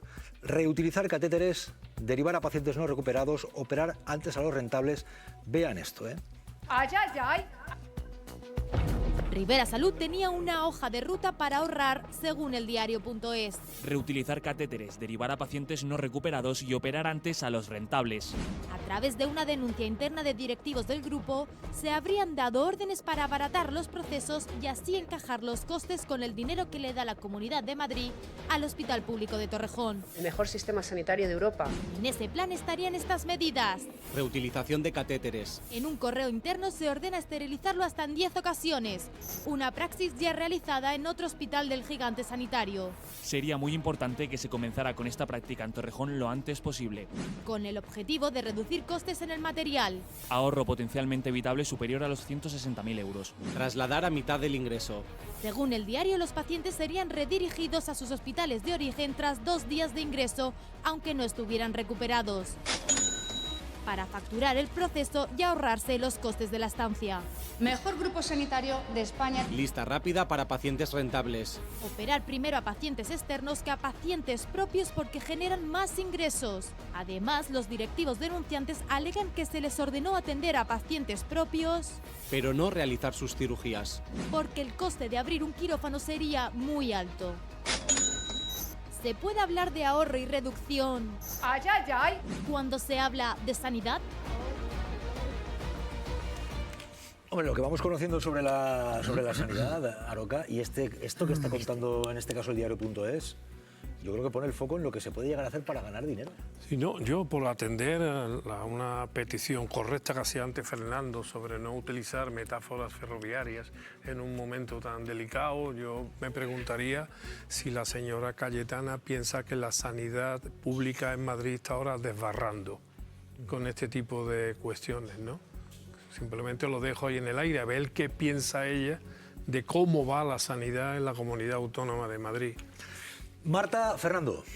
Solo vamos a leerlo, te pone los pelos de punta lo que se dice en esos escritos. Evidentemente no se puede hablar, no es la sanidad, es este hospital, Rivera Salud, y los protocolos son inadmisibles. Ese protocolo que hemos leído. Yo espero que la justicia actúe, y hay otra manera de actuar de las administraciones, es que cuando manifiestamente se incumplen los contratos de adjudicaciones o de concesiones se pueden declarar nulos, y sería lo que sería deseable, pero sé que no va a pasar.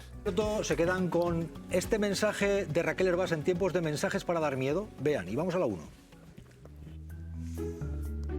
Últimamente, ser persona humana en España es un poco complicado. Intentamos llevar nuestra vida personal para adelante mientras el contexto se nos hace mucha bola.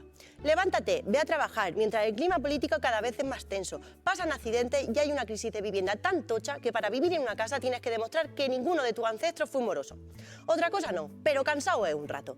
Y mientras todo esto pasa, el ambiente de pesimismo y de catastrofismo es tal que muchas personas no dejan de repetir: vivimos en un estado fallido, vivimos en un país del tercer mundo. Claro que tú escuchas eso y buen cuerpo no se te queda, pero hay que fijarse quién lo dice y por qué lo dice, porque la mayoría de personas que dicen que España es un país tercermundista suele ser porque se han dado una vuelta por un barrio de Cerradio y han echado de menos un hipódromo o un muelle para aparcar el barco, que a mí me parece hasta ofensivo, ¿eh? Tercer mundo es echar un jornal de 16 horas al día por 150 euros y que si quieres un trago de agua potable te tienes que dar un paseo de 20 kilómetros al pozo más cercano. Porque a ver, yo tengo ojos en la cara y sé que España no es el país de la piruleta y hay muchas cosas que mejorar, pero qué casualidad que las personas que dicen que vivimos en un país tercermundista son las que miran a los Estados Unidos y piensan: ¡eso es primer mundo! Oigan, yo no me cambiaba por un estadounidense ni harta vino. 1, porque viva la dieta mediterránea. Y 2, porque viva ir al médico sin salir por la puerta y no tener que pagar ni una radiografía. Pero Raquel, es que en Estados Unidos no te sangran impuestos. Sí, bueno, según de dónde vengas te sangran a secas. Lo dije el día anterior y lo vuelvo a repetir hoy. M. Rajoy tendría muchas cosas, pero el tío era un visionario. Cuando dijo eso de cuanto peor, mejor para todos, y cuanto peor para todos, mejor el mío, un beneficio político, se refería a la polarización que estamos viviendo. Y es que aquellos que señalan el fuego y en vez de apagarlo lo avivan, no quieren que España vaya bien para todos, sino que vaya bien solo para ellos. Francisco Javier Herrero Arribas. Javi Momboro Polvorín. Carrión de los Condes. Web tienda online. Momboro Moda Capricho. momboromodacapricho.com. Artículos personalizados Momboro Polvorín. momboromodacapricho.com. Inicio Momboro Modas tienda novedades. Visita mi web. También catálogo en WhatsApp. +34 664 828 044. Atención personalizada a cada cliente. Sin sistemas ni robots. Teléfono y WhatsApp +34 688 776 781. Contacta conmigo sin ningún compromiso. Estaré encantado de atenderte. Muchas gracias. Francisco Javier Herrero Arribas. Javi Momboro Polverin. Carrion de los Condes. Online store. Momboro Moda Capriccio. MomboroModaCapriccio.com.